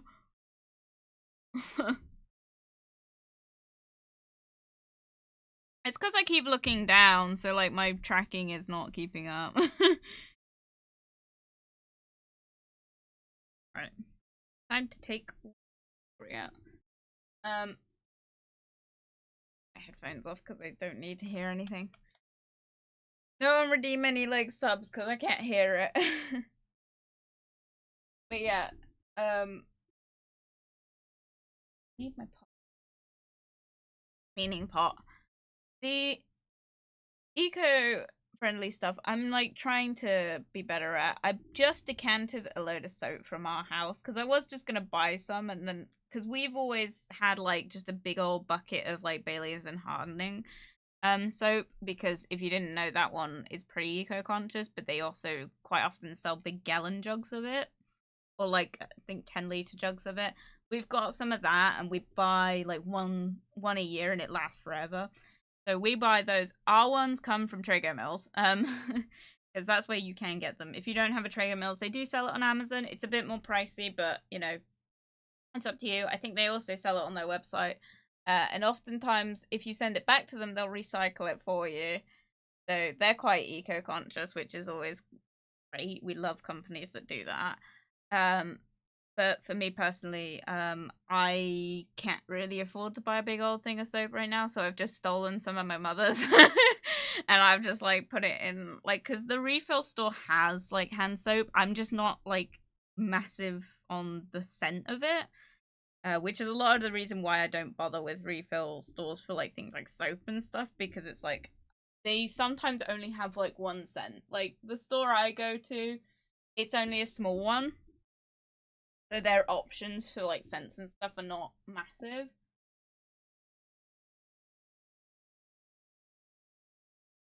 But yeah, what is it? Oh, hand soap. Sorry. What did I say? Man, hand soap. So like regular hand soap. I mean, I any soap in general, like soap is soap as far as I'm concerned, but different. I don't really get the whole. I'm all for this whole soap is soap thing. People take it too literally, and it's like, yeah, but like the soap you use in the anti-bac soap is not the same as shampoo, mother, as I used to have to tell her. She is right though, it is just the same stuff. But it's like, I personally like, I used to use a lot of the shampoo bars. I still really like those, and I will probably be switching back to those soon, because I tend to use them in the summer. That tends to be when I use them. I just find it's easier to use them in the summer. I don't know why. Oh, I remember why. It's because I go to in the summer. I tend to go to the beach because you know that's what you do when you live in Cornwall. And so I was washing my hair more often. Because if you didn't know, I actually do only shower like twice a week, which I don't want any comments on, because there's several reasons why I do it, and you don't know me, kind of thing. But the thing with like in the summer is that I find I have to shower more, and that's sometimes just due to like how sweaty I get. I get too hot. Part of it is just to cool off. Sometimes I also go to the beach, and then I'm all kind of salty, and I hate the texture of my skin and my hair when I've been in the water. So I have to shower afterwards, which is normal. And so I tend to use shampoo bars more in the summer when I've been so that I can um shower more regularly. It's a money thing. It's partially a money thing. Sometimes it's a spoon thing, but the money side of it tends to be more prevalent. I don't live. We live in Cornwall. We rely on Southwest Water. Southwest Water costs a lot, and so if I don't need to shower constantly, then I'm not going to shower constantly. And I have learned to be more water conscious. But yeah. I don't sue shower gel, but my brother. Oh, I don't use shower gel, but my brother bought me like 15 for Xmas one year. Why? Why would your brother buy you that much shower gel? I used them as hand soap for like 2 years. I make all my bar soap from scratch. Wow, I need to make some more actually. Oh my god, I now understand what was going on. Mimi messaged us all a long time ago about something, and we were all kind of confused about what it was about. Now I think I understand. But yeah, I love I bought some handmade soap the other day. I'm not big on bar soap. It leaves a funny texture on my hands, so I tend to not it, but in the new house, we've not had any like pump soap all week. I've got the pumps, I just haven't put any soap in them, hence why I've had to decant some to take with me. But we've got like I bought because Paul uses hand soap like religiously, like that's the only one he uses. He like the squeezy soap for some reason.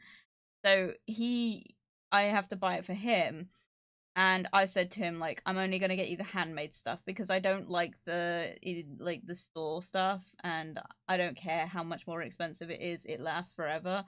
You don't need to buy the cheap stuff, we're not that poor. But I bought some handmade soap from the eco shop that I was talking about. And oh my god, it's coffee scented. I love it. I'm not gonna lie, I've never been a bar soap person because it leaves a horrible squeaky feeling on my hand. This soap has changed my life. I'm not gonna lie. I really like it. So I might end up just using bar soap more often. But yeah, I tend to not like it. Partially also, not only because I hate the texture, I also hate the smell because we buy very specific soap in my house. We used to buy Imperial Leather, which I also hate. Hate Imperial Leather smell, but we also use like an olive oil soap in my house currently. I hate it. I hate the smell. I hate the feel of it. It also goes really grimy after a while, I find, but I've also discovered a thing now that's like a soap saver bag, so you don't have to look at it. And they're good. Palm olive. I love the smell of palm olive, but it's not great. Yeah, I think that's the brand we buy at the house. I hate that smell more than anything in the whole world. I literally cannot stand that stuff. But I think that's just come from living with it for several years. Ouch.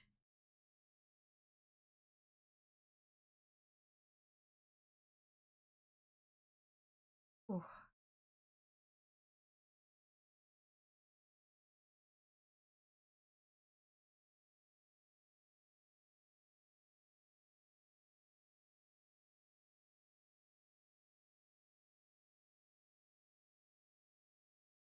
What sort of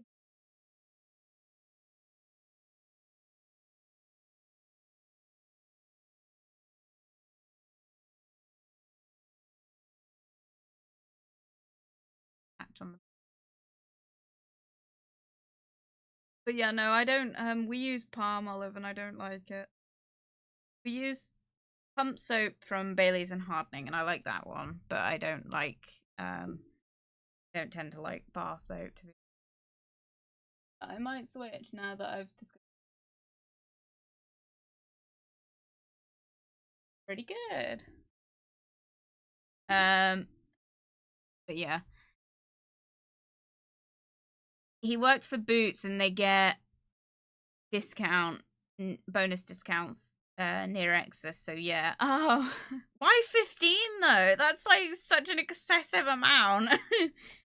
um, but yeah, the reason it leaves a funny texture is because there's something called super fat. It needs to have it so that it doesn't just strip every bit of oil from your skin. It's just to rehydrate after what's essentially a block of super salt. Really?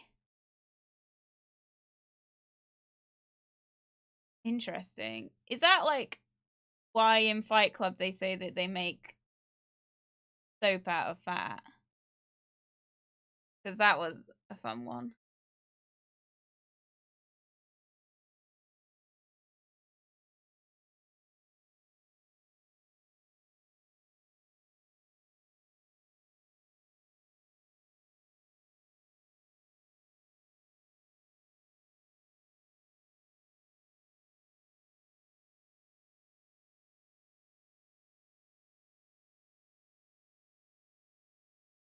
Soap is one of the few things I know a lot about. And yes, soap is made from fats and oil. Very heavy alkali. Interesting. Yumi is the ultimate eco-conscious bitch.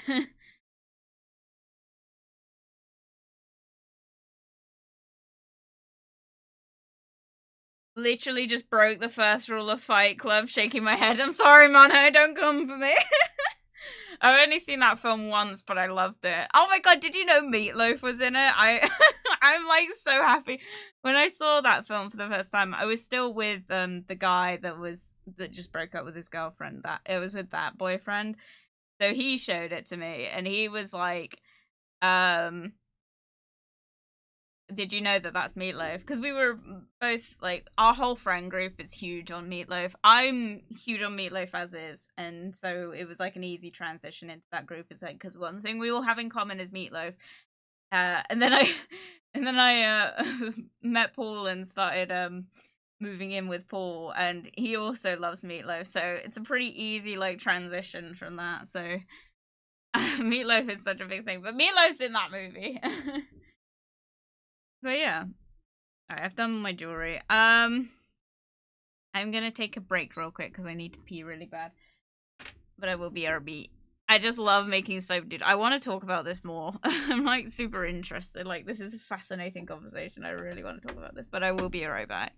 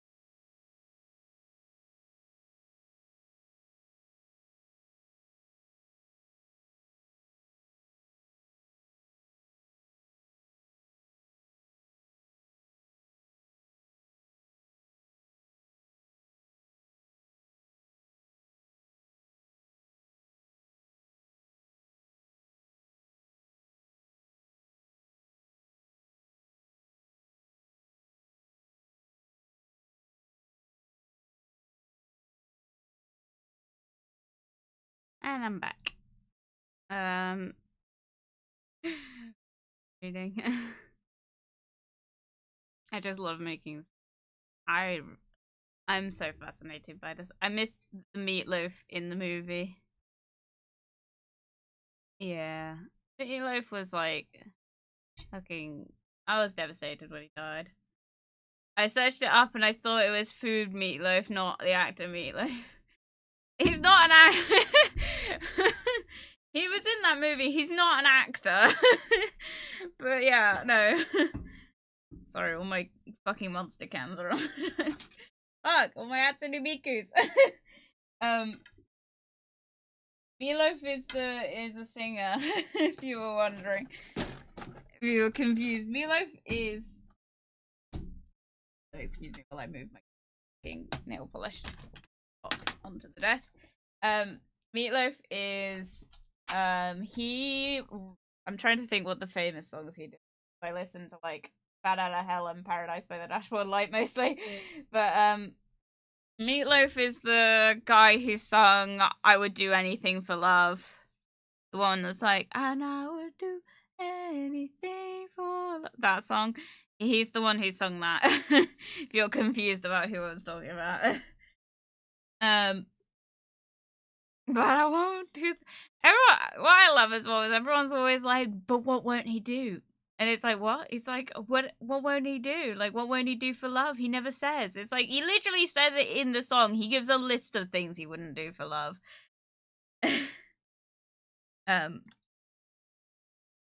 I didn't, oh my god, I didn't thought the Bob actor is man is in Meatloaf. Yeah, no, he is.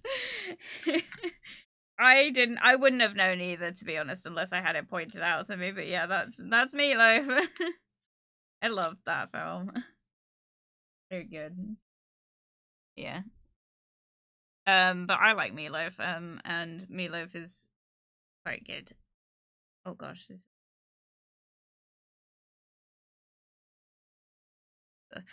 But yeah, soap. Let's talk about soap. So I am not like... I'm very fussy when it comes to soap until like I tried out this like bar soap, but I'm not too pressed about it. However, I will say I just went to the bathroom and I was in the bathroom and I was in my dad's bathroom because in our house we have two bathrooms. They are right next to each other. Don't ask us why. But one we call is the girls' bathroom, one's the boys' bathroom.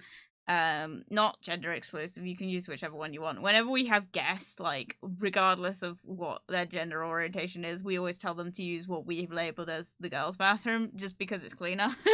But the men's bathroom in particular is the one with the shower in it. That's all we do, but we've just always called it that because that's the bathroom that we have isolated my dad to for various reasons, which, you know, a bloke, you can probably imagine.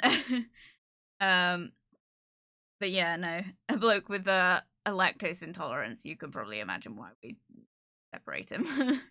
But yeah, no, he's so he doesn't like squeezy soap, so he only has bar soap, and he's only got the palm olive one. So guess what I just had to use as hand soap? I'm not happy about it. My hands stink of it. I'm so upset. They've got that awful dry texture to them. But yeah, soap. So I've bought 2 bars of soap. I bought a bar of soap at TK Maxx a few weeks ago.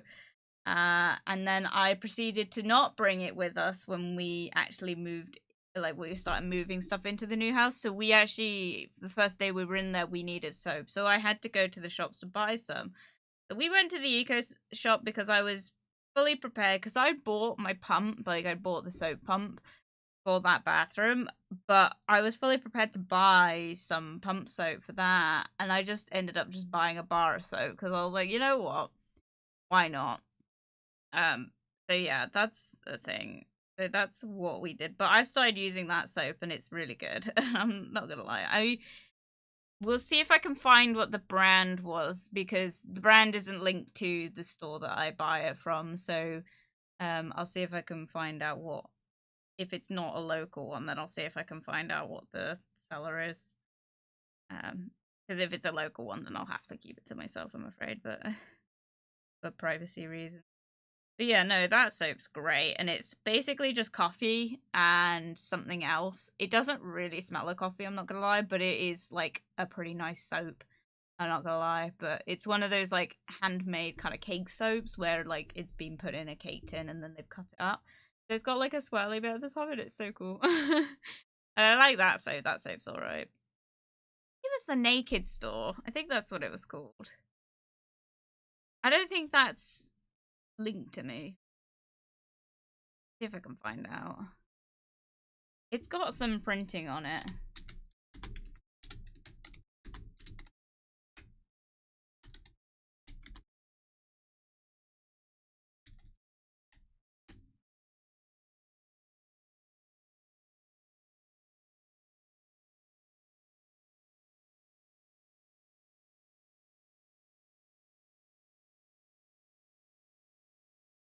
Now I'm trying to find out. I'm also still painting my...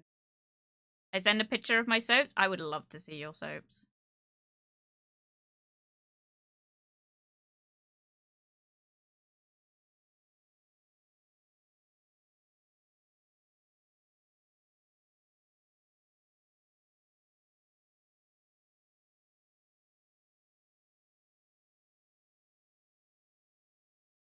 I don't think it's this one.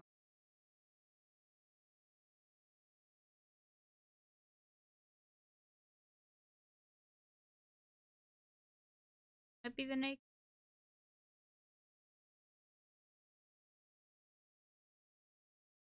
No, it's not that one. Fancy.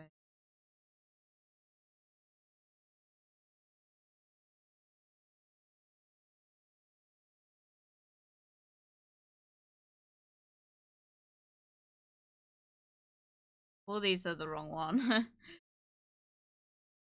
Maybe it's this. Potentially. Oh no. It's just like, it's one of those ones where it's just labeled as naked soap kind of thing, but it isn't, like, there isn't really a good explanation. I don't have my phone on me, so I can't actually look up the shop that I got it from. Yeah, I would love to see your soaps, Mimi. I'm just really fascinated. I don't know. I would like to switch over, to be honest. I'm not gonna lie. I'm not too sure, like,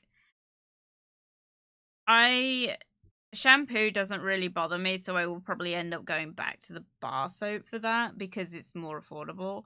They last longer and it's just better for your hair in general.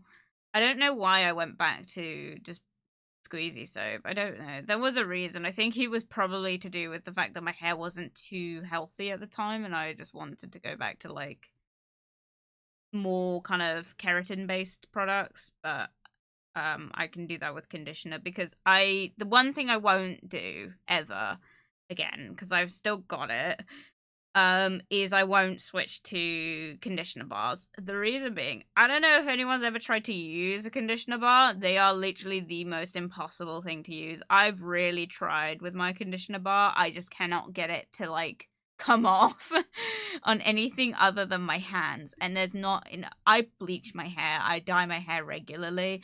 I don't have time and I don't have like the hair. My hair is pretty porous, you know, it's pretty dry because I dye it so often. So for me, I can't really switch over to bar conditioner because it's just not, there's not enough in it. Like, it's just too much of a hassle to try and use. So if I can switch over to one of them as a bar, then I'll probably do that. But I tried shampoo bars, but I've never tried conditioner bars. Don't bother. They're a waste of money. I'm just like, if you take any advice from me, like, especially in regards to eco-friendly stuff, conditioner bars are just not, like, they're just not worth it. I'm sure there's some great ones out there. It's just, in my experience, the ones I've used, which I think I've only used, like, 2, because I bought one, and I ended up having to use it for other things. And then I didn't just throw them away. I did use them. They are quite good if you want an alternative to shaving cream. They're pretty good for that. So that's what I tend to use them for. But in terms of like hair stuff, they're not great for it. So if you want any advice from me when it comes to eco-friendliness, don't bother with conditioner bars. Like, they are just not, like, they're just they're a fad item. And to be honest, they're just not great. Shampoo bars, though, you can get a really good lather with, so they're pretty good, but especially if you've got like hair that you want to kind of get more oil into, or if you shower more regularly, definitely invest in a shampoo bar. They're pretty inexpensive as well. You don't have to get like a really expensive one to get a decent like use out of it. It just kind of like, it depends what smell you want, I guess. But for me currently, I use Eevee, like, is it Elive? I don't know. I use the like hydrochloric like shampoo at the minute, and I've got another bottle of it, but once I use that, I'll go back to shampoo bars, I think. But conditioner wise, I'm gonna have to just stick with the store stuff. But like, you know, it's just one of those. Shampoo bars are hard to make, are they? Have you tried? Oh, did you send me your soaps? I don't get notifications on Discord. I want to see. She has indeed sent me her soaps. Wow.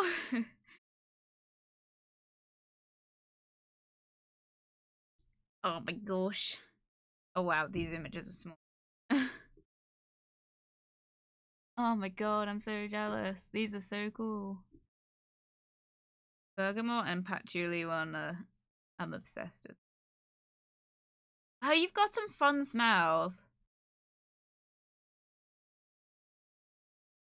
Mimi, we might have to have a discussion point about me maybe getting some off here.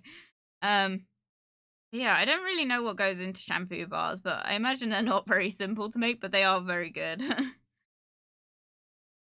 I don't know. Let me know your experience with those. I like them. I'm not too like body wash, to be honest. I'm not too fussed about what I use for body wash. Body wash I tend to buy in big bottles anyway, so realistically I'm not really wasting a lot with that. Body wash though, it's like they're alright, I guess. I don't know. I was gonna say something about them. I can't buy the original source stuff. Oh no, I know. The reason I've never bothered with body wash in bar form, there is a good reason, and it tends to be because bar soap, and if you know, you know, but Original Source is another, like, is a body wash company. I get, this is TMI, so just a warning, I'm going to be talking about infections right now, so come back in like 10 minutes. The reason I struggle with like more natural soap products for body care is because I can't use Original Source without getting really bad genital infections.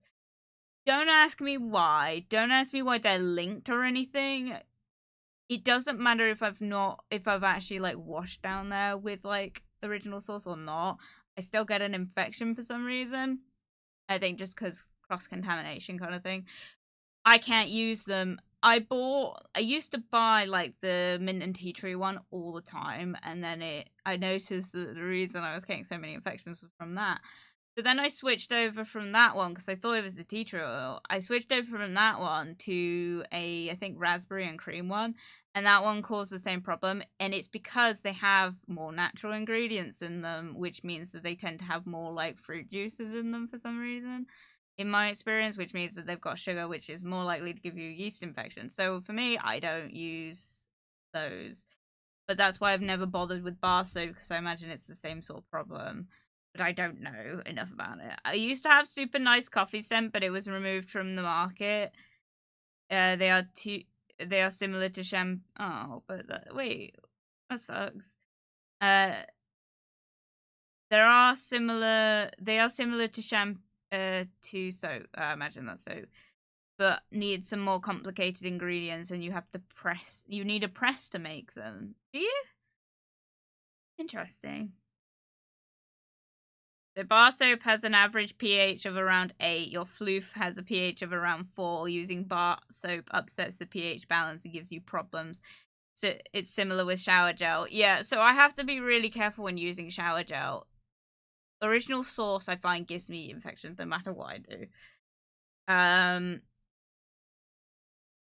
But like, I find that if I use just regular body wash on my body and not on my like fluffy area, as Mimi has so politely put it, if I use it on my fluffy area, it's like, and it's not fluffy, by the way, I shave regularly. But let's stop being around the bush. What if I use Original Source on my vagina, which I used to do a lot? gave me infection. If I use body wash down there, sometimes it does, most of the time it doesn't, but I don't avoid it. So I just use body wash on my actual, like, just surface area, if you will. And then what I use down there instead is I do use, and I don't want to sit here and recommend you do this because it's not advised. You shouldn't really use anything down there. But for me personally, I just sweat so much down there for some reason. Don't really sweat anywhere else in my body, but down there for some reason I really sweat. I don't know why. So for me, I have to wash down there, and so I use feminine hygiene wash. It's not great for you. I don't think you should use it, but I found that I actually get less infections when I do use it, so I tend to use it more. That stuff. And I don't use the scented stuff. I don't use the, because it's, I know people say it's a scam, but for me personally, like when I spoke to my doctor about how often I got infections, her advice was actually to use a feminine wash. She's like, we don't usually advise it, but if you get one that's like got zero like really sensitive stuff in it, it's not terrible for you. Just don't use it like internally, if that makes sense. I found that stuff actually really helps, especially for like washing more kind of back end areas, if you will. I don't want to talk about this too much more, but like, yeah, it's I found it really helps. But yeah, that's why I don't really use body wash and stuff. But yeah, it's similar. A specific floof wash is pH balance for your areas, such as FemFresh and Woo Woo. Yes, this is my point. FemFresh is the one I use, but I use the 0% sensitive one. I don't use the scented one because they have scented ones for some reason. I don't know why, but those I find help a lot. But most of the time I just go around it with a wet wipe. Every day I use a wet wipe. Not great for the environment, I know. I use biodegradable ones, but, you know, not compostable. But I use biodegradable wet wipes. Typically baby wipes, sensitive ones, so nothing in them. Like, they are just like water and a wipe kind of thing. I use those quite regularly. But that's how I keep clean. But yeah. Happy affiliate anniversary. Thank you, Stefari. Welcome, welcome. Good to see you. Thank you so much.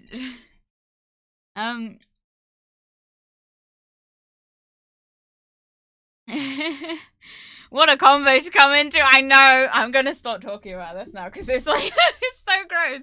Oh well, it's fine. It's a normal thing. I think we've all got like parts of our body that we gotta wash somehow. So not talking about it is not gonna help the situation. But obviously, if you're having issues, talk to your doctor is the main thing I advise, because I talked to several different doctors. Pretty much all of them said you shouldn't use anything down there until I spoke to my current like lady who's been seeing to me, and she said if you're really that desperate, use a pH balanced one, and that's what I did, and it actually solved a lot of my problems. But yeah.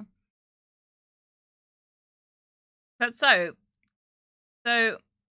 I mean, to be honest, I said to no, I get it. I actually use an antibacterial wash because I was having some reoccurring issues and I had a doctor recommend it. Oh, interesting. I've heard that antibacterial ones are quite good as well, but again, it was kind of I was recommended more to the pH balanced ones rather than antibacterial.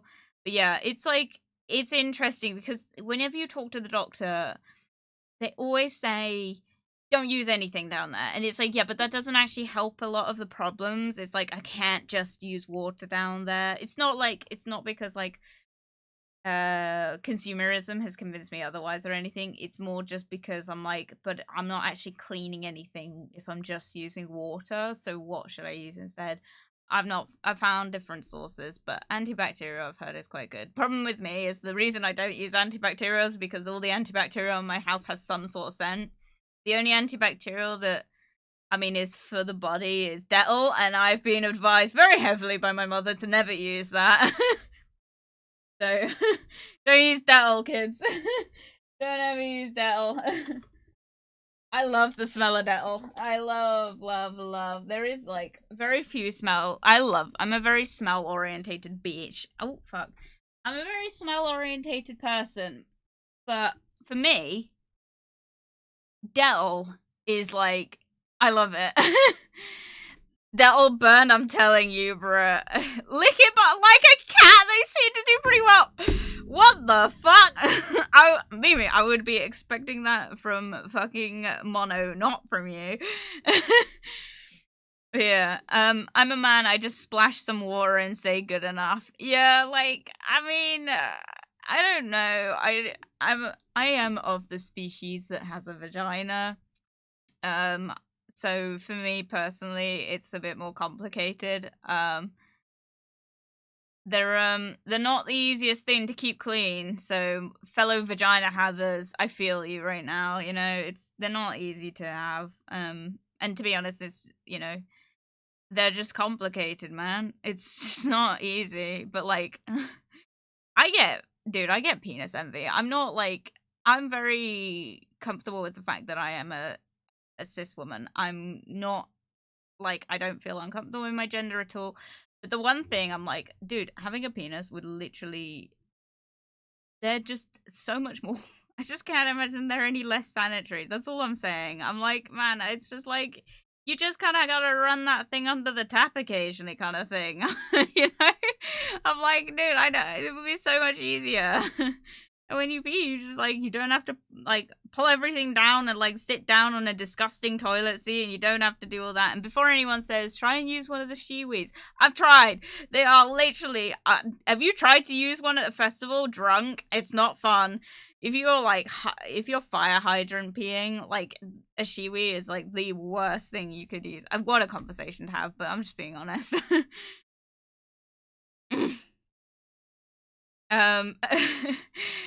God. Oh, I wouldn't put Dell down there. Neither would I. But what used to happen when my mum was a kid was that my nana, so her mother, would do what's called a Dell bath for my mother and my aunt.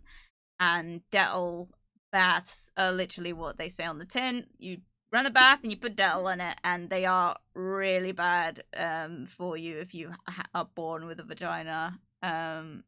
I can't, and this is another thing, I don't mean to be any disrespectful, but if you've acquired a vagina through surgery, I don't know how much that affects, like, pH is affected by that. I cannot comment on that, and I'm not going to. So when I refer to vagina haver, I mean, people who were born female. That's what I'm saying. But yeah, but no, I wouldn't use Dell down there, but that's because I was brought up being told not to ever use Dettol down there. But like, man, I imagine there's some people that do. But yeah, that's the only antibacterial that I have in the house that isn't scented. And I wouldn't use anything scented down there. I know it's got a scent, but it's like not really like, it's just the scent of the product, not really the like, it's not been given a scent, if that makes sense. It's not artificial, that's the one. Or it is very artificial, I don't know. It's a very specific wash though, so I don't think just any antibacterial soap is good. Yeah, I'm not sure. I think as well, another thing, we can sit here and kind of go over it all together, but realistically, everybody's body is completely different, and like what affects me wash-wise doesn't seem to affect other people I know. So like, I, for one, have found that using Femfresh 0% wash really works for me. Literally, everyone else I've met wouldn't even touch the stuff with a 5-foot pole, you know? So it's like, it's completely dependent on your own pH, your own kind of body chemistry. It also, I think a lot of it is to do with how often you also maybe have intercourse for various reasons, but I'm not a doctor or anything. I don't claim to know this stuff, but obviously like different things cause different pHs and thing. We're not talking about it much more. Desperation has taken me to some wild places over the years. Bruh, I am concerned for you. What the fuck you mean you expected it from me? Dude, it's the sort of thing you'd say. What can I say? Yeah, it's too taboo to talk about, which I think is wrong. I think we do need to talk about this stuff because for me, like, when I first kind of started having problems, getting any information online was literally like the worst thing in the world. Because I saw the only soap kind of discussion I saw when talking about washing down there was for it was either Femfresh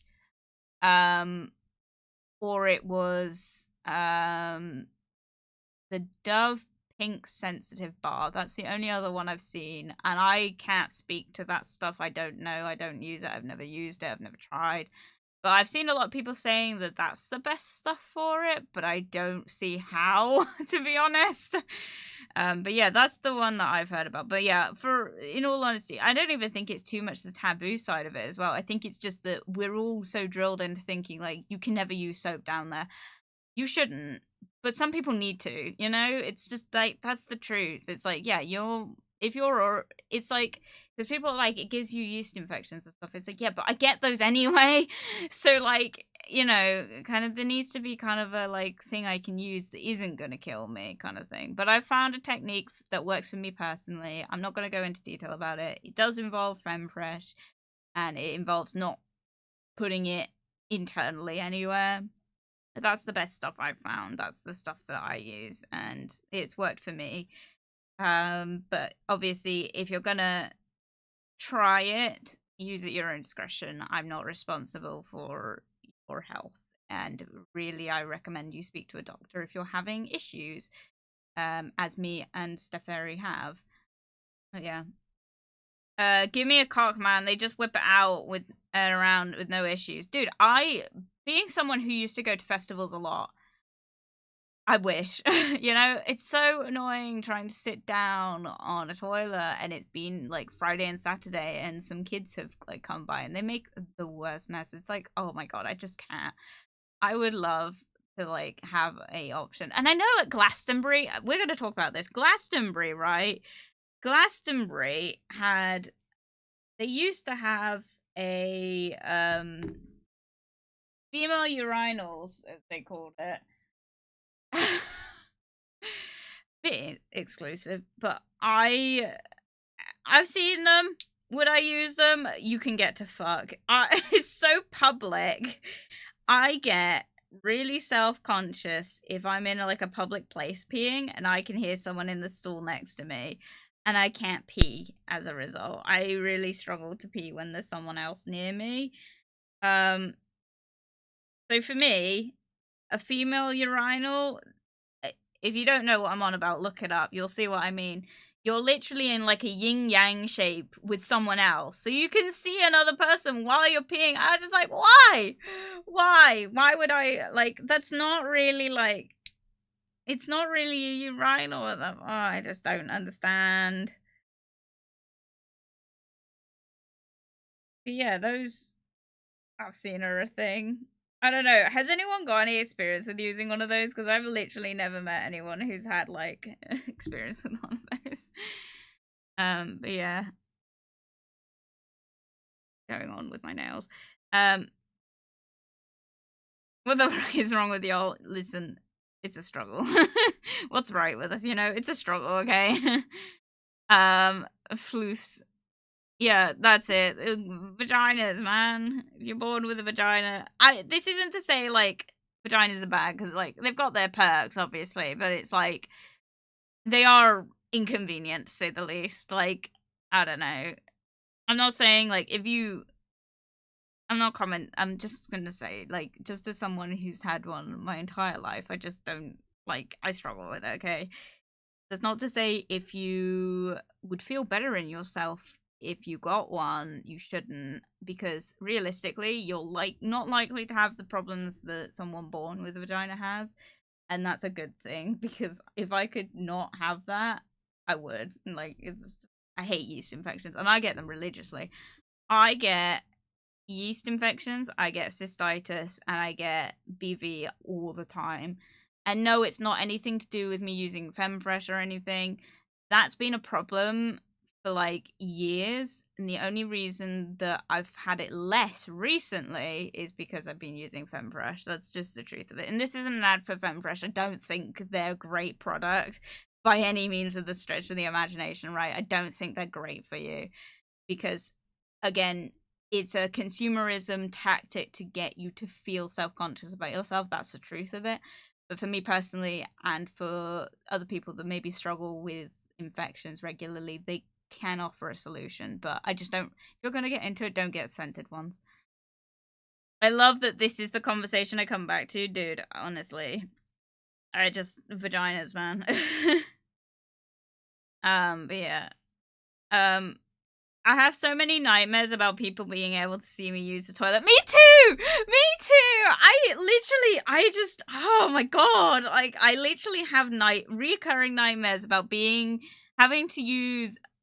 having no choice but to use a bathroom where the doors are open or the walls are missing. Like, it's just straight up just a toilet in the room. And I have that reoccurring nightmare. It's like, oh man. I literally, like, much as I would like to have a penis just because I think it would be easier, I would not cope with using a urinal. I would not cope with it. I know you guys like stand separate to each other, like you always have to do like you leave one open in the middle. But like, holy shit, you know? I would not use one of those. I'd be too self-conscious. And to be honest, I know most men I know also don't use urinals. So God. Same, or the walls are too short. Dude, straight up. It's like, it's the worst, isn't it? You're just like, man, I don't want... Why is it we've all got the same sort of nightmare that we just like... I couldn't sit on the toilet. I don't know what it is. It's weird. Like... I'm not like... I've never been to a gynecologist, but I've had my vagina out in front of people, you know? I've had it all out and on show when I've had, like, you know, investigations, or like I've had my coil put in, or, you know, all this stuff. Like, I've had people down there, you know, like just looking around, strangers, might I add, and that doesn't faze me, right? But the idea of going to pee in a toilet where someone can see me, I hate it. And to be honest as well, I've been to America. I've seen your toilets. Why the fuck do they have such a huge gap between them? I don't understand. I saw someone say, oh, it's because, like, if there's a shooter or something, like, you can, like, see where they are or see if they're setting up a gun. It's like, but then they can see into the store. I don't understand it. I don't understand it. I'm not, like, just the airport, man, and just seeing that, I was like, fuck that. And another thing, obviously, as well, I've grown up in Cornwall, right? Sorry, I'm not reading chat. Or the door is like half a door and your head's just like over it. It's straight up! Like, oh my god, look at female urinals. You'll know what I'm on about. Like, it's like literally the nightmare fuel, right? It's like, that is the one thing that I'd be so scared of. Hell nah. This jury is just a woman thing. I don't think so. What, me and the boys hold hands as we pee, bruh. You should do like that wine flute thing where you like twist your arms as if you twist your cock. I don't know. It often correlates to me needing to wake up and pee. That makes a lot of sense. Might be as from my experience, men just whip it out in the toilets. Yeah. Funniest thing is just that for me, I would actually just pee in front of someone if I absolutely have to. I think we've all got like those friends that we would quite comfortably just like sit down on the toilet in front of and like pee in front of. My work colleague, right? I don't think she doesn't watch the streams or anything because she's a boomer, but like, but she's not. She's younger than that. But like, she's like one of my best mates, right? At work, that is. She and I, if we go to the toilet at my workplace, the female toilet, which by the way, I work in a place that is mainly male dominated. So the toilets that are the female toilets only have 2 stalls in them, whereas the men's have like 2 stalls and like loads of urinals, right? It's a huge bathroom. And the female one is just like 2 stalls and that's it. And one of them doesn't even work half the time. If we go into that stall together, if we go into that toilets together, if we're in like, if she's in the stall next to me, I can't pee, regardless of if I know it's her, right? When we go out drinking together, if I'm in the bathroom with her, like in the like pub bathroom, she'll quite happily just open the door and talk to me while she's peeing. I just don't get it. So like, I think it's just dependent on the situation. So yeah, it's like, it's one of those things. I would like to stress that if I was talking to her and she was outside, I wouldn't open the door. But she does for me. I just wouldn't do it for anyone else. I don't even if I'm dating someone, right, as well, I won't like pee in front of them, drunk or otherwise, for at least 2 years. I won't do it. I will not do it. Like, I've only dated a guy for like longer than a year and a half once, and that was the first guy I was with, which is the guy that just broke up with his girlfriend. Him, I would pee in front of him, but every boyfriend I've had since him would not be a thing. However, I think in all honesty, if I was dating a woman, which I haven't yet had the opportunity to do, and I probably won't, but like if I was seeing a woman, I think I would pee in front of her. I don't think it would be that big of a deal. But like guys, for some reason, I'm just like, no. It's like, don't. You might have sex with me, you might see it all, like, up in your business, but, like, doesn't mean I want to pee in front of you. That's a thing. It's so weird. Why is it a thing? Why am I having this conversation with you guys? I don't know. This is my affiliate anniversary, and I'm just sat here, like, so vaginas, yeah? And peeing. And soap. What a fucking weird-ass conversation, dude. I need to kind of get a shifty on, by the way, because I have got to go to the house and I've got to take a load of stuff to the house kind of soon, so your girl needs to maybe kind of wrap up stream soon. But yeah, what was I saying though? I was talking about something, but yeah, no, peeing is like, it's not something that I can do in front of people is what I'm trying to say, and I just don't get it, and I don't know where I was going with the conversation. I don't know, man. Peeing is so weird. I don't know. Oh, that was what I was going to lead up to. I have grown up in Cornwall, right? I live in Cornwall. I will continue to live in Cornwall. I've grown up in Cornwall. Something that comes to the territory of living in Cornwall and also being somewhat eco-conscious is that you end up having friends that are also eco-conscious. And you end up going to their houses. And sometimes you make friends with the local hippies. And I know several local hippies. And one of the main kind of things in my friend group, or it was before I got kicked out because of someone's girlfriend, was that we all knew someone. We knew someone that kind of had I'm not going to say it because I think they are actually the one of two in Cornwall.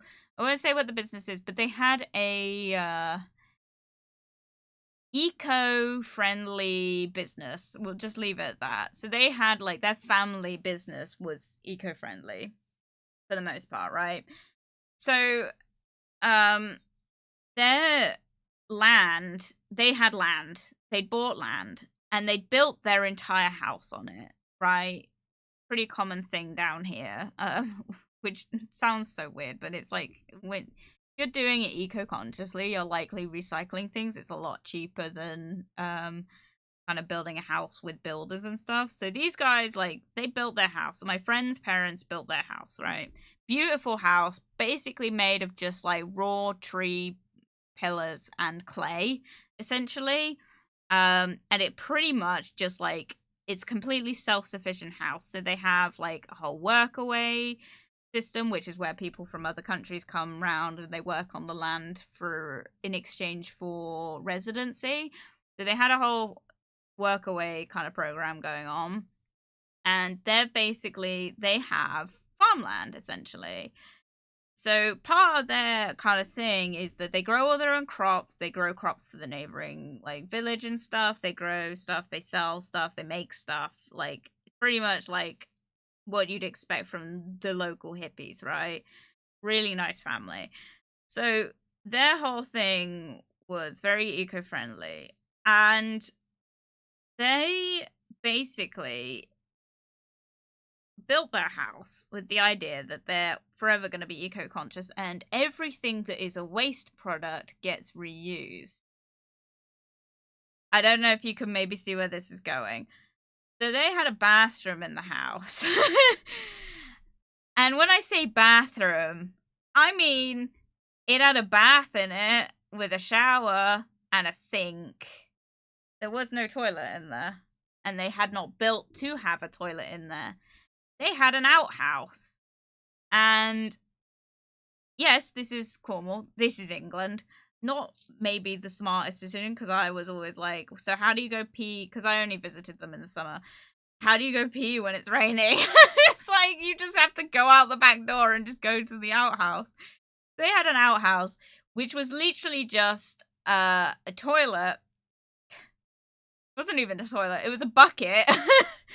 It was a bucket with a toilet seat on it. And that bucket was covering over a manhole, which just kind of contained all your kind of biological waste, if you will. And that was their bathroom, and they had a sink in there, and it was actually quite a nice bathroom. It's just like when you open the toilet seat, it was kind of gross, but because you could just see everything in there. And this isn't something that is uncommon, by the way. It's not common in Cornwall from what I've experienced. But when I was in America, when we were traveling across America, there was like they had outhouses there that were just like toilet seats over a hole in the ground. So this isn't like an uncommon thing for me to see. And what they would do with that waste, the toilet waste, is they'd literally, like, collect it, let it ferment, and then use that fertilizer for their trees and stuff. Everything got used, right? It was a bit off-putting, but, you know, at least you don't get splashback sort of thing. So that wasn't a problem. That wasn't their only toilet. That toilet was actually more built with men in mind, which is odd, to say the least. It was a toilet that was meant for if you really needed to use a toilet, you had a toilet. If you were just urinating, what they had instead was a pit with 2 planks of wood over it. At least to say I did not use that toilet, but like, yeah, that was my friend's house. Definitely one of the more weird experiences. But from what I've heard from other people that were also at the house when I went, was that using the like pit was quite fine if you were drunk. Also, I gotta go my own stream. Okay, Mina, have fun. Thank you for coming. Very cool though. It was very cool. It was like their bathroom was fucking beautiful. They didn't bother with tiling. They just collected loads of like sea glass over the years and like sanded down pottery and stuff from like local beaches during cleanups and stuff. And they literally just stuck all that to the wall and like plastered over it. Honestly, probably the single-handedly most beautiful bathroom I've ever seen. It was beautiful. Like, and it was almost a shame because, like, you know, if you're going to the toilet in there, you could sit in there for hours and just look. It's so beautiful, right? But you don't. You only use it for, like, brushing your teeth and having a bath, which is a shame. But it was so cool. Lamina, with the love, thank you for coming. But it was very much one of the cooler bathrooms I've ever seen. That was nice. They were super nice. They made moonshine, and I drank moonshine, and then I skinny dipped in their pond because they had a pond that they called their swimming pool, but it was just a pond. It was just a duck pond. You couldn't swim to the bottom and touch the bottom because there was loads of like newt and duck like matter at the bottom. Oh, fucking, it was one of those more interesting situations. Their house was so like kind of cool. Like it was literally the definition of living off the land. The one thing I didn't like though was that they weren't vegan, which is fine. You know, everyone has their own choices. They didn't bother with veganism though, which I found really strange because they lived off the land, right? They still ate meat. They acquired that meat somehow. Rabbit and squirrel was quite a common food they ate. I was a bit upset about, but never mind. But unfortunately, when you live, this is the truth of it though. If you live off the land, unfortunately, you kind of do have to take care of more vermin slash pet wildlife. So like squirrels and like birds and stuff, they become a bit more invasive, and there's kind of two solutions to taking care of them, unfortunately. So I think it's more that they were looking at it from a lack of waste kind of thing. They made their own charcoal, they made their own wines and vinegars.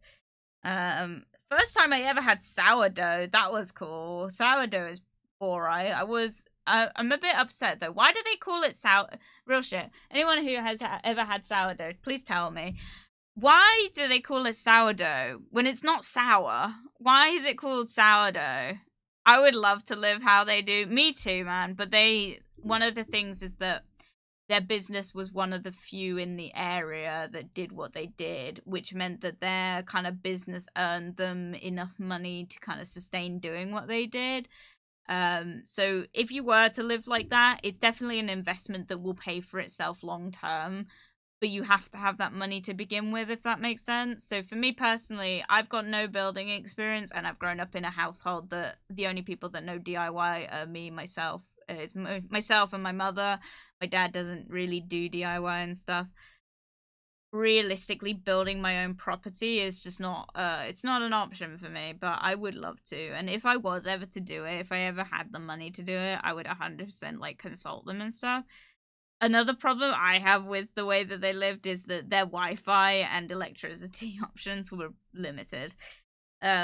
They didn't really have like plugs in the wall and stuff. They only kind of had plug sockets for appliances they actually needed. Like they had phone chargers and they had computers because of course their business had to come from somewhere. But in terms of like their Wi-Fi and stuff, it wasn't ideal. So streaming would be pretty much non-existent anymore, and that's a whole thing. Also, can I get some advice from my fellow Twitch people? I've got to buy Wi-Fi, and I'm really struggling with it. No, I haven't done it yet. Obviously, I'm moving house kind of soon. I still haven't actually like settled down on a Wi-Fi plan. The reason, and I know they take forever to set up, so I should have done it kind of in the first week of moving. But realistically, I actually don't really know what I'm getting. So I think my broadband provider will probably end up being PlusNet, because I don't really have much choice where I live. There's like only a handful of options, and one of those is Sky, so that kind of tells you how pricey my area is for fucking internet access, which is interesting because I live next to a block of flats.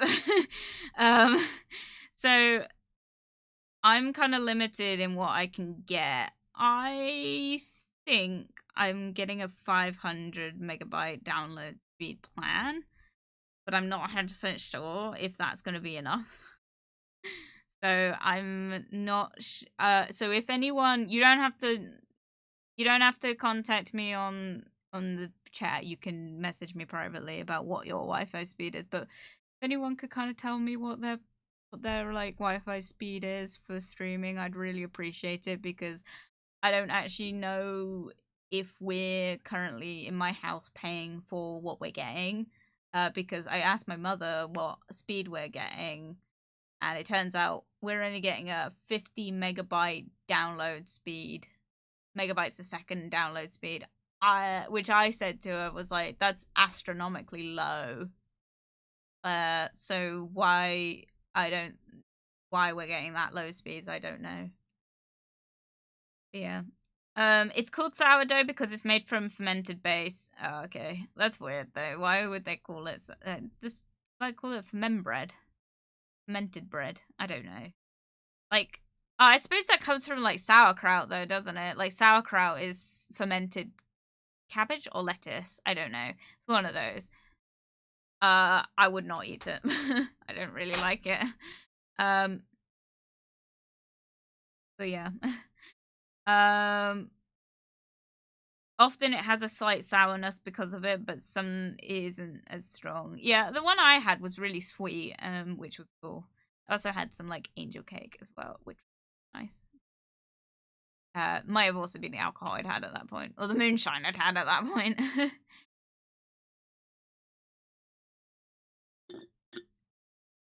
I'm in Australia and I only get 50 megabytes a second at best. Yeah, that's all I get at the house. And to be honest, we're really struggling with it because, as in, I'm struggling with it for streaming. If you haven't experienced it, I basically had the worst Wi-Fi streaming until I got a booster extension. So I've got like another booster upstairs where I am, and that's improved it massively, but it's still not what it should be, kind of thing.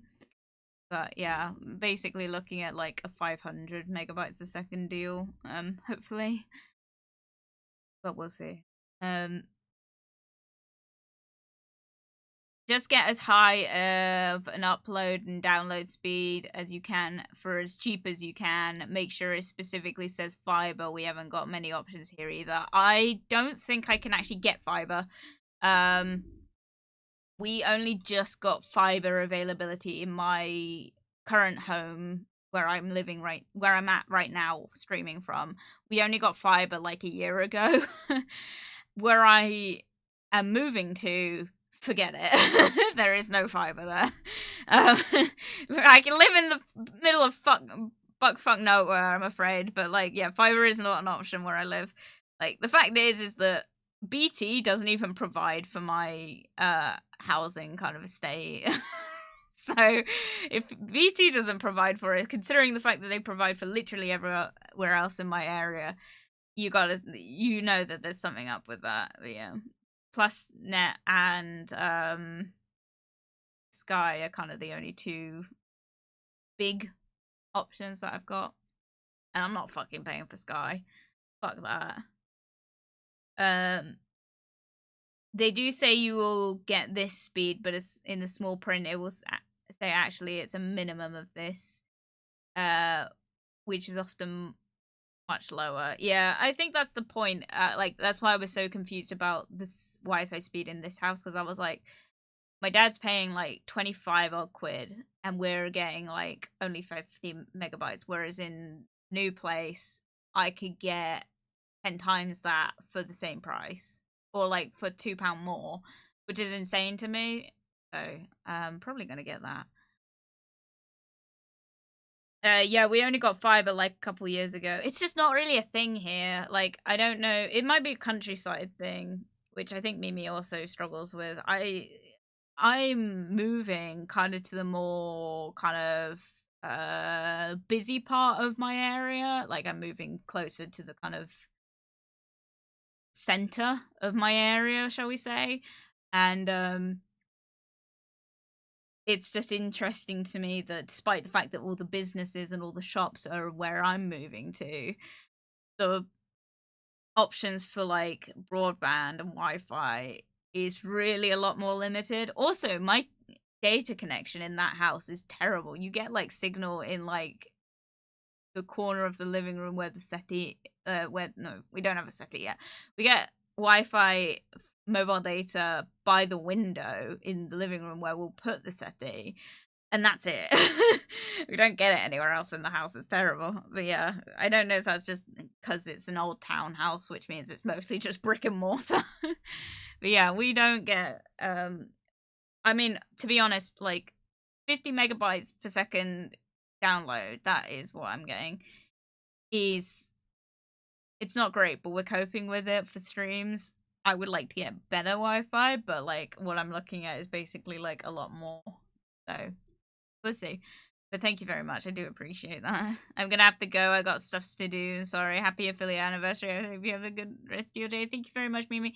That's okay though, because I think I am actually gonna wrap up the stream because I am pushing the 3-hour mark now, and I've got to go and deal with this house kind of soon. So I will be ending stream here. Speaking of, our lovely Mina is also streaming, so I will probably be raiding her if you guys wouldn't mind. I just put myself on screen. Whoopsie. So yes, I will be going to raid her. Yes, I just want to say a big thank you very much for everyone coming to say hi on our affiliate anniversary. I'm sorry that our affiliate anniversary was actually on Saturday, but never mind. We're here now. And I was also sorry if I grossed anyone else out with our conversations today, but yeah. Just a big heads up. Thursday stream should go ahead, but I've got a shit ton of stuff to do this week. I've got a birthday party for Friday that I gotta sort out. Well, not a party, but I got a birthday on Friday that I gotta sort out, and I gotta make a cake for that. So if I do end up streaming on Thursday, it will probably be later than expected, and I do apologize for that, but there is actually nothing I can do about it, so please bear with on that one. I'm hoping I can get stuff done for that in that time though, so we'll see. But yes, so Thursday should still go ahead, but please excuse. Also, if anyone wants to see a VOD for today, it won't be uploaded, I'm afraid. It's not going to be, we didn't stream last Monday, so there is no VOD today. So the VOD will go up on Thursday, with any luck. But yes. Thank you very much for joining me today, guys, on my affiliate anniversary, and thank you very much for your advices and chats. It's been very good to see so many of you also seem to struggle with the same bathroom phobias as I do, as well as the infections that I deal with. So thank you very much for validating me. I appreciate it. Yes, thank you very much for joining me today for our video anniversary. It's been so nice seeing so many of you, and I'm sorry that we didn't do Stardew today, but yes. Anyway, guys, all the love in the world. Thank you very much for joining me today, and I will put it in a raid message. Yes, thank you very much for joining. I appreciate you all very much, and I will see you all very, very soon. Say hi to Mina for me. Bye bye.